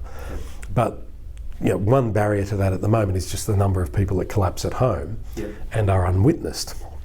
So that's why for me, this smartwatch technology is important because, again, Vanessa said, not just that what would have happened if I was out on my walk. The day before I had my cardiac arrest, I was out in the backyard at home doing some heavy lifting of pavers and manual labour in the hot sun. It was like a 36-degree day, but I wanted to get this paving done, so I was. She said, if you'd have collapsed in the backyard even if I was at home, I may not have found you for 20 minutes or half an hour or an hour before I thought, where's Greg? I haven't seen him for a while, and then gone to look for you. So it's those cardiac arrests that happen when people are at home, even with loved ones at home, not in the same room. If we can change that, let alone the people who are on their own, if we can get neighbours to be notified to go and check on someone because, the smartwatch has said their heart's not beating, go and check. If we can narrow that window down between their collapse and them being found, there's more chance they'll survive. Yeah, and could you talk a bit more about the technology or the different things that are available for detecting cardiac arrests and notifying, starting that process of notification? Yeah, so look, I think we're at a point in time now where technology is really working against us, but also for us. And I think some people are putting their time into the stuff that works against us as humanity, but a lot of people are focusing on the stuff that's going to work for us, and that's where I'm putting my focus. If we have technology that can read our heart rhythm, it can read heart rhythm, but more simply, can it read our heart rate? Does it know that we have a heart rate? Right? If it knows we have a heart rate, it knows we're alive. If it's not reading a heart rate, then surely there's something wrong. We're either not alive or we're on our way to not being alive. So we need to be checked on. So that technology can then actually send a message to nearby responders, whether it be your loved one at home who can get a message on their phone saying, hey, go check on this person because their watch is telling us that they might not be in that good a shape. So that whole interconnectedness of a community response to cardiac arrest and the technology that we have at our disposal, then linking that in with with AED registers and ambulance, it brings those links in the chain of survival much closer together, if not linking them up in more cases of cardiac arrest. That's our goal. Right? Everyone knows that. Everyone in this space knows that that's what we're trying to achieve. I guess the thing is, it's like a lot of things. When you have, let's say the first people that invented cars invented a brake, right? It worked to an extent. Was it the best system? Has it been improved since? Yes. How many times has it been improved since? Many, many, many, many times. Are there still improvements that can be made today to a braking system on a car? Yeah, probably. So why should we not be investigating those? Why would we just rely on evidence that says that a system is working? Shouldn't we be looking at what are the improvements that can be made to that system, and are there things out there now that can do that for us? And should we be implementing those now and testing those and getting the evidence on those? Like with the signage for AEDs, right? There's a lot of evidence that says, yes, the green and white sign is an effective sign for AEDs. There's also evidence that says it's not, right? So it's like anything, it's where your confirmation bias lies, that you'll look at that evidence to support your case or whatever. But we need to look beyond that. We need to look at other alternatives sometimes that open our eyes to say, well, is something a better option than something that might be working? Yes, it might be working, but is it working the best it can? Okay, now, we know that in survival for cardiac arrest, there's different measures, and this might get a little bit complicated for some people. When we talk about survival, what do we mean? Well, what I mean in most times when I say it, it's 5% of the total number of cardiac arrests that occur. Ambulance services like to use a number that's closer to 10, 11 or 12% of resuscitations attempted. Now I get that, I understand that, but you can't say that, you can't cross-read the numbers. You can't say survival's 12% of the 30,000 number, because it's not, right? It's 12% of a smaller number, roughly half, where resuscitation is attempted on the person. Then you've got this thing called the Utstein survival rate, which, if I'm remembering correctly, it's where the patient collapses, where they're witnessed to have their collapse witnessed, where 000 is called, where CPR is administered, and where they are in a shockable rhythm. Yes. And an AED is used, or paramedics shock them. So that's the Utstein comparator. Now, in a place like Seattle, people have quoted survival statistics up to 65%, right? 65%, but that's of the Utstein comparator group, so it's of a much smaller number. It's not of 30,000. So I don't think we'll ever get to 65% survival of the total number of cardiac arrests that occur. But what we can do is we can aspire to get to that 60, 65, 70% of survival in the Utstein comparator group. We're not there yet. I think I saw a report from Ambulance Victoria that came out this week saying that they're at 44%. So yeah, they're getting there. So we know there's improvements to be made. So why aren't we getting those improvements? Why are those numbers, they're increasing steadily, but they're not sort of skyrocketing. Now we know that in Denmark, survival rates doubled within a 5-year period when there were certain things done within their systems. Number one, they introduced an AED register. They introduced CPR education as mandatory in schools. They made, they offered, home education kits for CPR education. There was a couple of other things they did. I can't think off the top of my head, but those 4 or 5 strategies that they implemented within that 5-year period saw a doubling in the survival rate. Yeah. And I read somewhere recently that they tripled the survival rate in 10 years. I'd have to check that, but somebody made mention of that the other day. So if we can triple, and I don't care which number we're talking about, if it's the 5% overall survival rate, the 10% of resuscitations attempted, or the Utstein group, if we can double or triple those numbers, surely we should be seeing massive jumps in shorter periods of time. That's what I want to see. Now I know that there are barriers. I know there are things that hinder that progression, but I just think that collectively, we should be doing. I say this as in altruistic kind of way. We should be doing more. I think there's more that we can be doing, because I think that perhaps some of the systems that we are relying upon aren't necessarily the best they can be. I'm not saying that they're not good and they're not doing a job, but I think there's improvements that can be made that can see quicker gains. Yeah, and we've talked a bit about the sort of awareness side of things, of the chain of survival and of AEDs being in a particular location. We talked a bit about detection, of how to detect an AED, a cardiac arrest, depending on where it's happening. But in this picture as well, an AED does have to be physically there. Could you talk a bit more about the provision side of things? Like, for example, when we think about mitigating fire risk, like there's a fire hydrant that is mandated to be in a location. Is similar things happening in the space of cardiac arrests, risk mitigation with AED provision? Yeah, there is. And, we did a big research paper on laws all around the world, and that is so comprehensive, and that's massive. That was a massive undertaking to do, because the way that AED legislation takes place throughout the world is so varied and different. In Australia, interestingly, the only state or territory that has any legislation around AEDs is South Australia.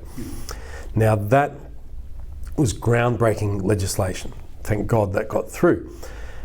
I guess one thing I was personally a bit disappointed with was kind of the scaling back of the criteria that made a premises fall into the legislation.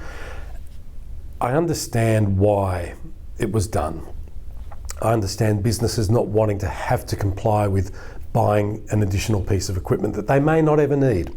Totally get that. But businesses and households, we all do it. We all pay for insurance, or most people pay for insurance of things like their car, their house, their life, medical insurance. We outlay in the hope that we never need it, but in case we do, we've got it there. So I think for a long time, with Heart of the Nation, my vision was that we weren't going to try to put the onus on people through legislation to tell them they've got to have this device called an AED, but through just being altruistic and aspiring to be a good community citizen, we would encourage people to do that. Well, not everybody works in that way. Legislation though, when this came in, people still wanted to try to get around it. So the legislation was peeled back, and I can't remember the specifics of it now, but I think it is essentially now that if you have publicly accessible floor space of, gosh, I think it was 1,200 square metres. A certain number. Yeah, gosh, I should have brushed up on this before this chat, but the point is this: whereas that number of 1,200 square metres was applicable to the whole premises, it's now not applicable if the premises is not publicly accessible. So let's say you've got a premises of 1,200 square metres and you've got 60 workers in that space. If your reception area is 10 square metres, you don't need to have an AED under legislation, right? My view is you could have 60 workers there, all doing physically onerous labour, and maybe at risk of having a cardiac arrest, but you now don't have to have an AED. The position, I think, from health was that, well, safe work practices should cover that. But my understanding is that safe work doesn't cover it. It's like, well, do an assessment, do your own assessment, and if you think your workers might be at risk because of electrocution or other things, probably a good idea to have an AED, but you're not required to have one. So I think legislation needs to be drafted in such a way that's going to have the most benefit. The other aspect of the legislation where I felt it kind of fell short, and this is not due to Frank Pangello or anybody who was pushing for this, it's the people who are pushing back against it. We know that 80% of cardiac arrests happen at home. This legislation puts the most AEDs into places of business or places of work. Now, yes, cardiac arrests happen in public. It's about 10% that happen in public. So about 80% happen in home, 10% in public, 10% in aged care or nursing homes. That's roughly the figures. So for those 10% of cardiac arrests that happen in public or in workplaces, some of those places will have greater access to an AED. But of those 10%, and again, I don't know the exact numbers because there's no evidence to support this other than anecdotal evidence from talking to paramedics who will tell me that in their view, the 10% that happen in public, probably 80% don't happen in workplaces. They happen out on the street or in other places where they're not in the immediate vicinity of an AED. So again, it's kind of potluck as to where you have your cardiac arrest determines whether you survive or not. And that's what we're trying to change. We're trying to not have it that way. And again, people will look at the evidence of socioeconomic areas where most cardiac arrests happen, so try and put more in those places. Heart of the Nation had a paper written for it by an economist who basically said, look, the cost to the economy of cardiac arrests every year in Australia of cardiac cause is about $35 billion a year, right? Now, if we were to put an AED in every neighbourhood around Australia, so there was one AED for every 50 homes that could get to it more quickly, the cost of that would be far, far, far, far, far less than the $35 billion lost through productivity, extra support for families that lose a loved one who's a breadwinner. All these things that add up would be far outweighed by the cost of just implementing AEDs in residential areas, let alone in businesses and those kinds of places. And that's also a cost that you incur once and it lasts. Well, yeah, it is once, but there is upkeep and maintenance involved, but that's a fraction again, right? Yes.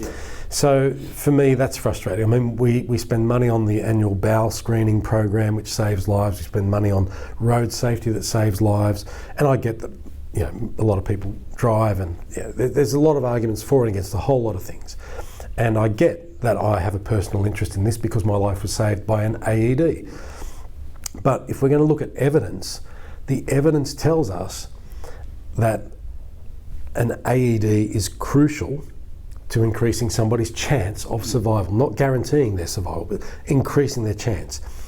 And we also know that cardiac arrest can happen anywhere, anytime. It's not pre-prescribed to, we know a lot of it does happen when people are exercising or at work, yes, but we know it happens mostly at home.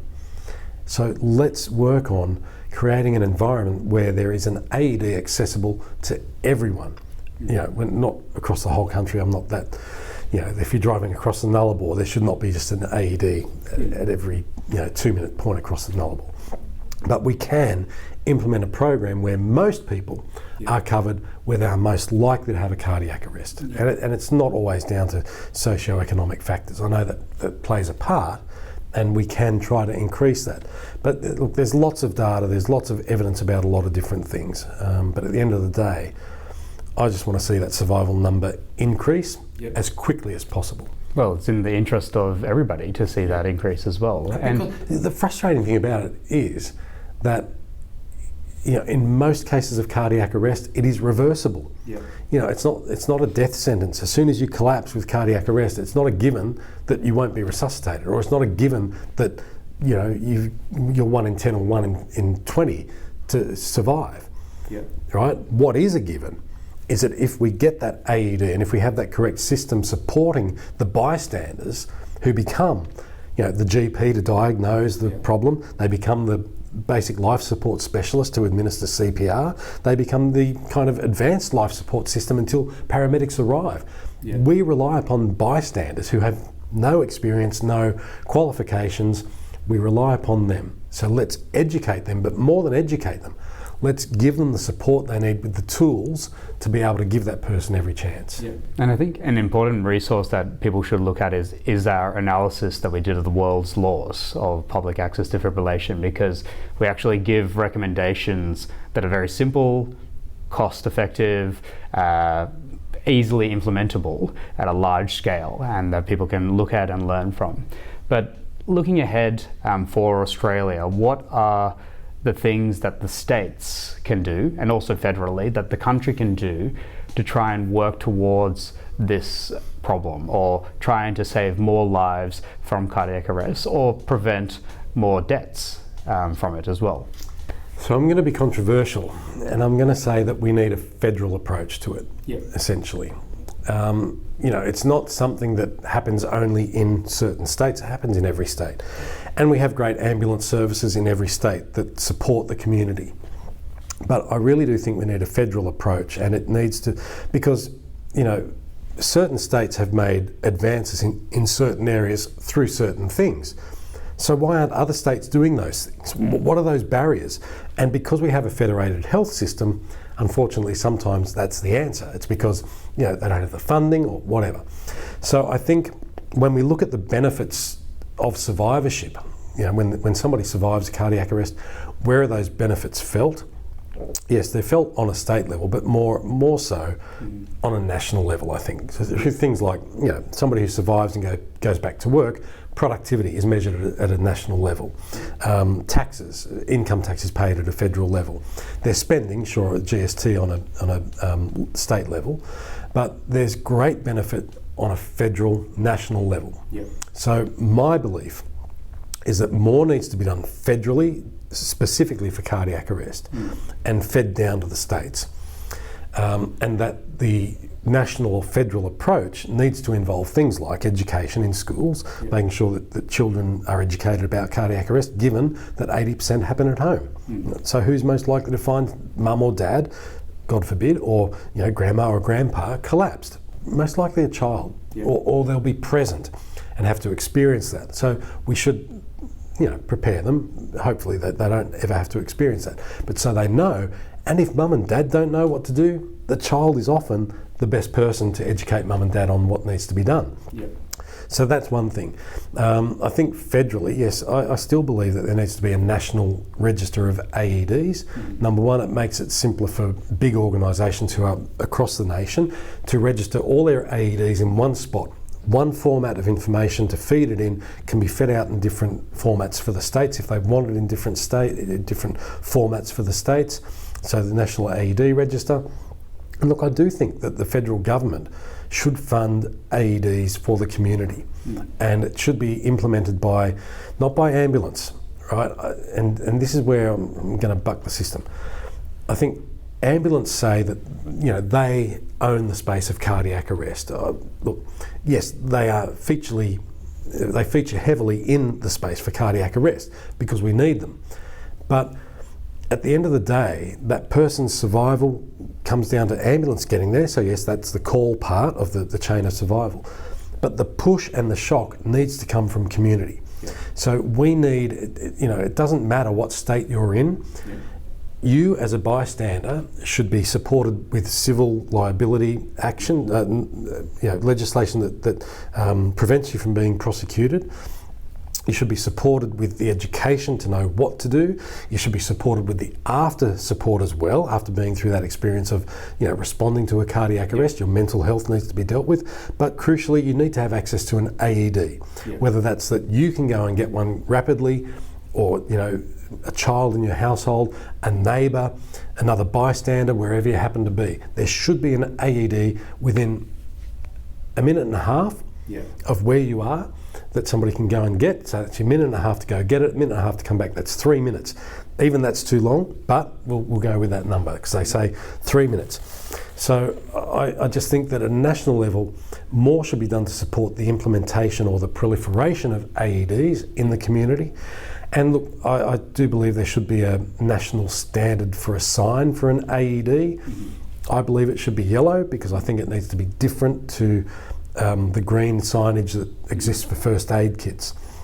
Now people will say, oh, yellow, well, weren't you the yellow wiggle? Is that why you want to have yellow signs? No, it's not. It's kind of why the idea came about, but it's not why I want them to be yellow.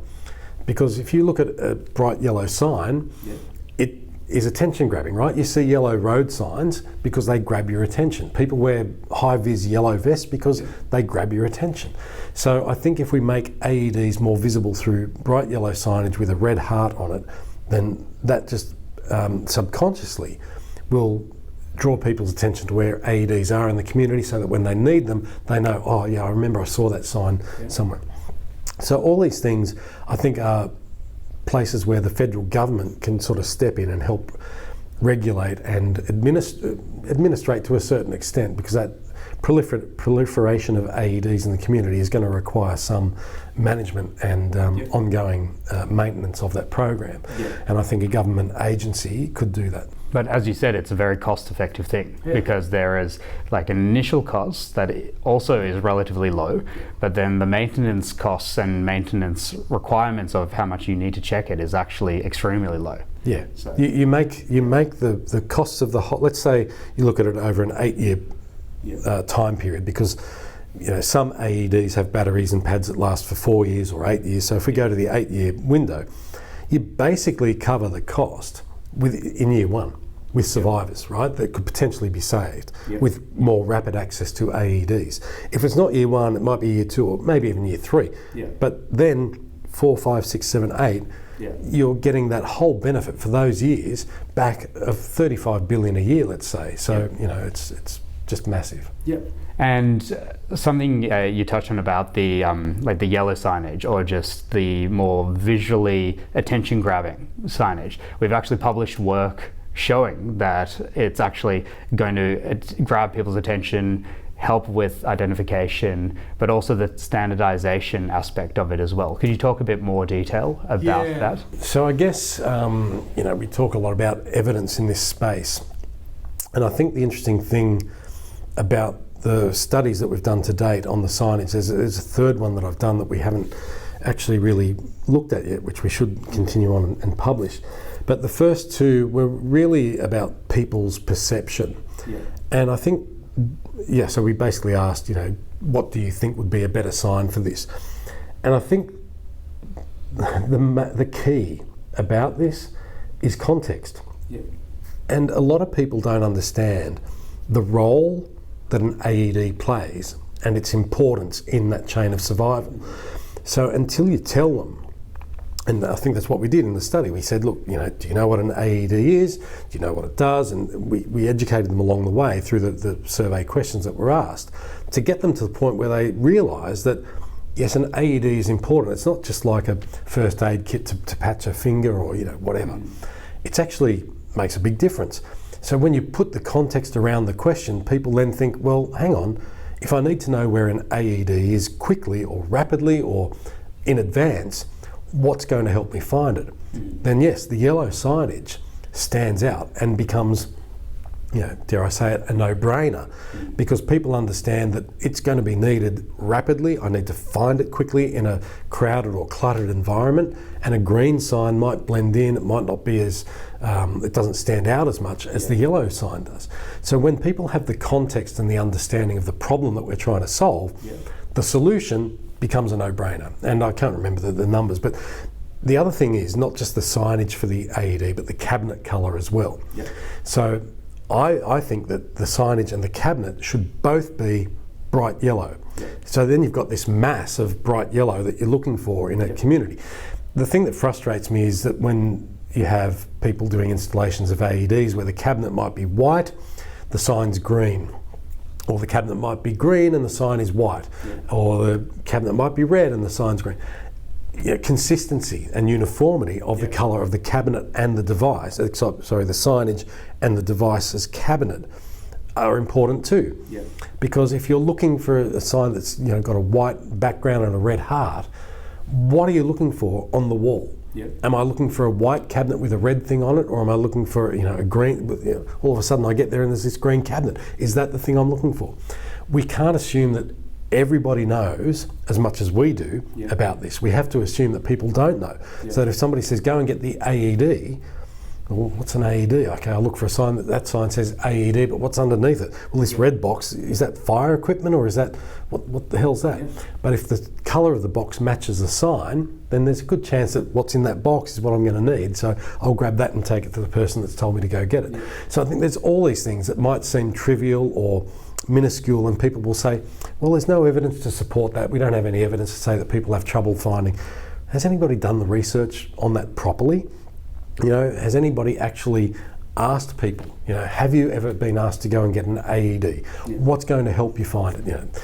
There's all this stuff. But anyway, there's a long way to go in this space, and hopefully we'll get there one day. Yeah, and I think an important thing to highlight is that in the moment, in a really stressful situation, you need this process to be a reflex where subconsciously they can sort of handle the trauma of the situation, but then also move quickly on reflex to go and get this life-saving device. And think about it too, right? We're not talking about just the person who's kneeling down beside the patient.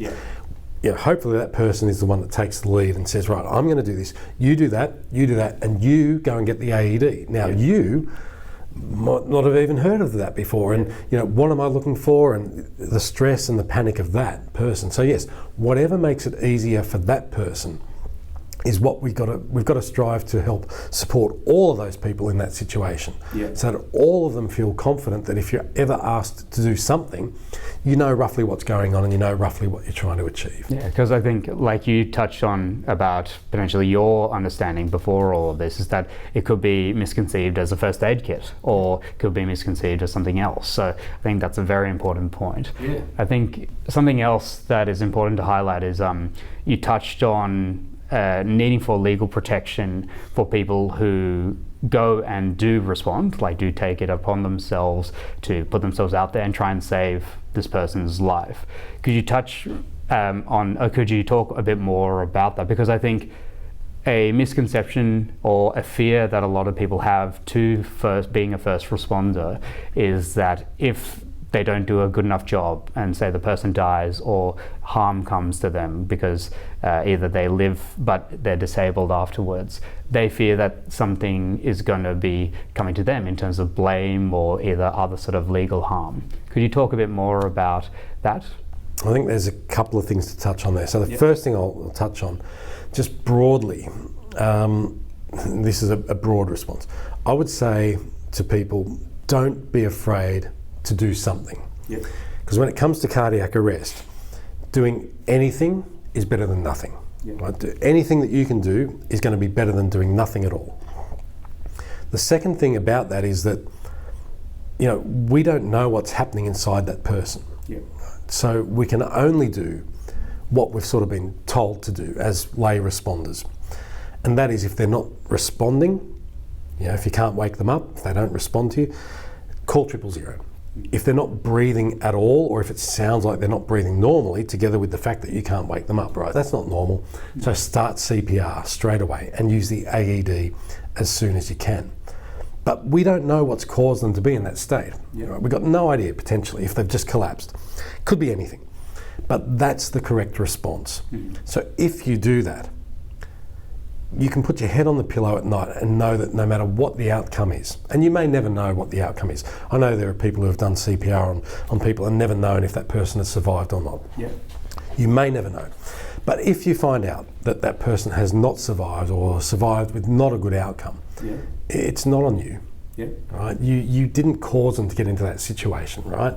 You've used good faith, and this is where the Civil Liability Act doesn't protect you, is that if you did do something to put that person in that situation, you're not protected by civil liability. So, for instance, if I were to punch somebody and they end up in that situation, I would not be protected by civil liability. If I do something to try to help them, I'd still be responsible for putting them in that situation. As a responder, if you come into the situation and you see the person, if you in good faith do the things that we say, call, push and shock, the rest of it is beyond your control. You can't control it. So you should put your head on the pillow knowing that you've done the right thing as a citizen. And I'm not saying that this is going to be easy to do, because I know that even in my case, where I survived, I know that some of my responders still had a bit of trouble dealing with the situation. It's confronting, it's distressing, it's kind of literally life and death. So that person, is in a situation where they rely upon you, but you're not going to be the cause of what happens to them. So you've got to remember that. So talking about the civil liability, one thing I didn't know until fairly recently is that there is one state in Australia where they don't have a Civil Liability Act that protects Good Samaritans responding to cardiac arrest or any first aid situation. Unfortunately, they're looking at that, they're going to try and get that changed. But I was under the impression up until recently that every state covered you. But yeah, basically, if you respond in good faith, you'll be protected. Okay, so no matter what the outcome. So that's the legal side of it. But I do think the more important side is that emotional and mental side for the responders. And that's where I think the federal government needs to build a strong program too, around this whole thing, to make a complete system of support for everyone. And when I say support, I mean for the person who collapses, so that they're supported by community who is supported by the government. Well, it's a bigger societal good as well, all of this. We have national campaigns about skin cancer, slip, slop, slap. We have national campaigns about a whole range of things, but not cardiac arrest. Why not? Why is the federal government not supporting, and I'll break it down to the state level here, they should be supporting ambulance more, with more funding for the paramedics to get out there and help.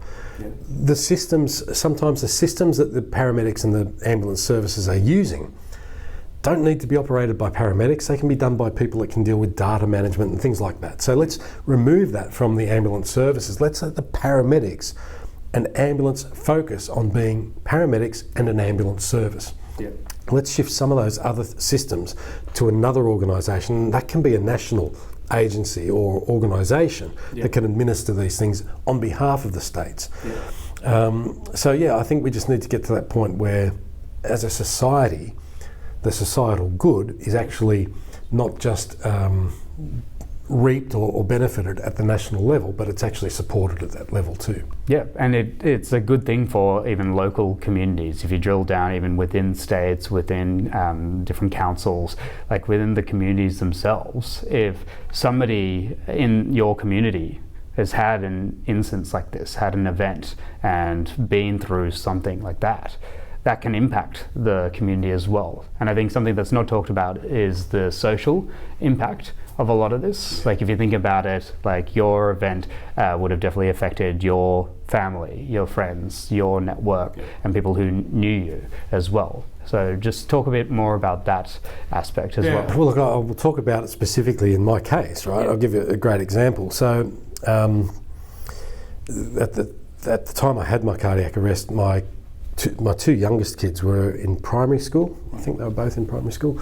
And I remember going up to the primary school one day to pick the kids up, and the principal came up to me and said, look, thank God you're okay. Yeah. She said, but you know what? You made me realise that we need to have an AED here at school. Yeah. Not, we have grandparents' day here. And I said, hey, you know what? It's not just about grandparents. Yeah. It's about the staff. Yeah. It's about the kids. It's about contractors who come onto your site to work. Anybody could have a cardiac arrest. It could be one of the kids. So I said, yeah, good on you. Get an AED. My cricket club, where I play cricket, one of the guys, the captain of my team at the time, Vaughan, he had been pushing the club for some time before to get an AED for every team. No result. And finally, after my event, the club went, oh, you know what, maybe we should do this. So they got some more, not enough for every team, but they got more AEDs. So it does have an impact. It has a flow-on effect. And I think importantly, talking about, at a local level, and this is sometimes the pushback that I get when I talk about it being something that's driven from a federal level. People will say, oh, but our systems are different here in this state, or are different in this community. They need something different. Okay, well, they can have something different, but it can still be supported from a federal level. Yeah. What is it that's going to work in your community? Do you have, so some communities might not want AEDs out in public at bus stops in unlocked cabinets because, theft, vandalism, whatever. Okay, so put them somewhere else where they're not as visible, but most people in the community know where they are and they can go and get them when needed. So with Heart of the Nation, we tried many different things, and we were big advocates of having 24/7 accessible AEDs, unlocked cabinets, just where people could grab them any time of the day or night. And what we did find, and we did have not a paper, but we had a letter to the editor published with some of this data. We found that where they were in the highly visible places like bus stops, there was a much greater incidence of theft and vandalism on those ones, as opposed to the ones that were on public buildings, let's say like a sporting ground amenities block, then as opposed to on the side of private homes where there were no instances of theft or vandalism, right? So where you place it directly affects visibility, but also higher rates of theft and vandalism. So different communities may see value in placing them in different places, because in some communities, I know in some regional towns in Australia where they do have them highly visible, there's been no theft. Yep. Right? So it comes down to community attitudes. So yes, it does come down to those local nuances, but that doesn't mean it can't be driven from the federal government. Yep. Just adapt the program to work for you, and it doesn't mean it has to cost vast amounts more to adapt it. It just is, local knowledge and common sense. Yeah, because the people will support other people in your local community or people that you know, even if you are a stranger to the person. These are all simple things that can be done. They are. And now I do got to say one thing in response to that. People will support people to an extent. Okay? So I still 6 years on, I'm still banging my head up against the wall because we don't have enough awareness yet and enough education about the problem. And, like me, I wasn't in this space, I wasn't as passionate about it until it affected me directly. So what we find is that, yes, it affects people more directly. People are more passionate and more prepared to support where they have been affected directly. Either they've survived, they've lost somebody. And also what I find too is that where people have lost somebody to cardiac arrest, generally speaking, their support is more for prevention of cardiac arrest. So the preventative strategies and funding those kinds of programs. Whereas survivors, because of the benefit that they directly see the benefit of that chain of survival, they're more interested in supporting that. So there's kind of these disparities where, you know, people's personal experience affects their predilection for where they're going to be offering their support. Yeah. So taking all of this into account, going forward from here, what are you planning or looking ahead to continue driving towards this North Star that you have? Well, the thing that guides me is knowing that there can be more survivors, because you know, we've seen the evidence of that. So I know that can be true because of evidence. I know it can be true also too just because of anecdotal things that I see. I see the gaps in the system. I see where things can be improved and should be improved. So my passion now is to continue to fill those gaps and make sure that those filling the gaps brings those links in the chain of survival together so that they do link up in more cases of cardiac arrest for people around Australia. Making sure that, you know, as best possible, that no matter where you are, no matter who you collapse around, if you don't collapse around somebody will find you sooner, and that somebody will know what to do, and they'll have the tools to support them during that time and afterwards as well. So that's really what's going to drive me. How I do that, who I do it with, I'm not really sure yet at this point, but you know, it does come down to aligning with like-minded people. You know, people who share the same vision, because if they don't share the vision, I think there is a group of people in Australia who are well-intentioned, definitely well-intentioned, and they'll probably say the same thing back to me. They know I'm well-intentioned, but I'm not doing things the way that they would do it, and that's fine. They're not doing things the way that I think it should be done either. So hopefully, with all these groups still working towards the same goal, we can be doing things differently, and we'll get there. That's all that matters, that we get there. Rightly, wrongly, together, apart, doesn't matter. As long as we get there. My goal is to just make sure that point that when we get there is closer, not further away. Yeah, I think that's a great place to end. And thank you very much for your time, Greg. Pleasure, mate. Thank you, Josh.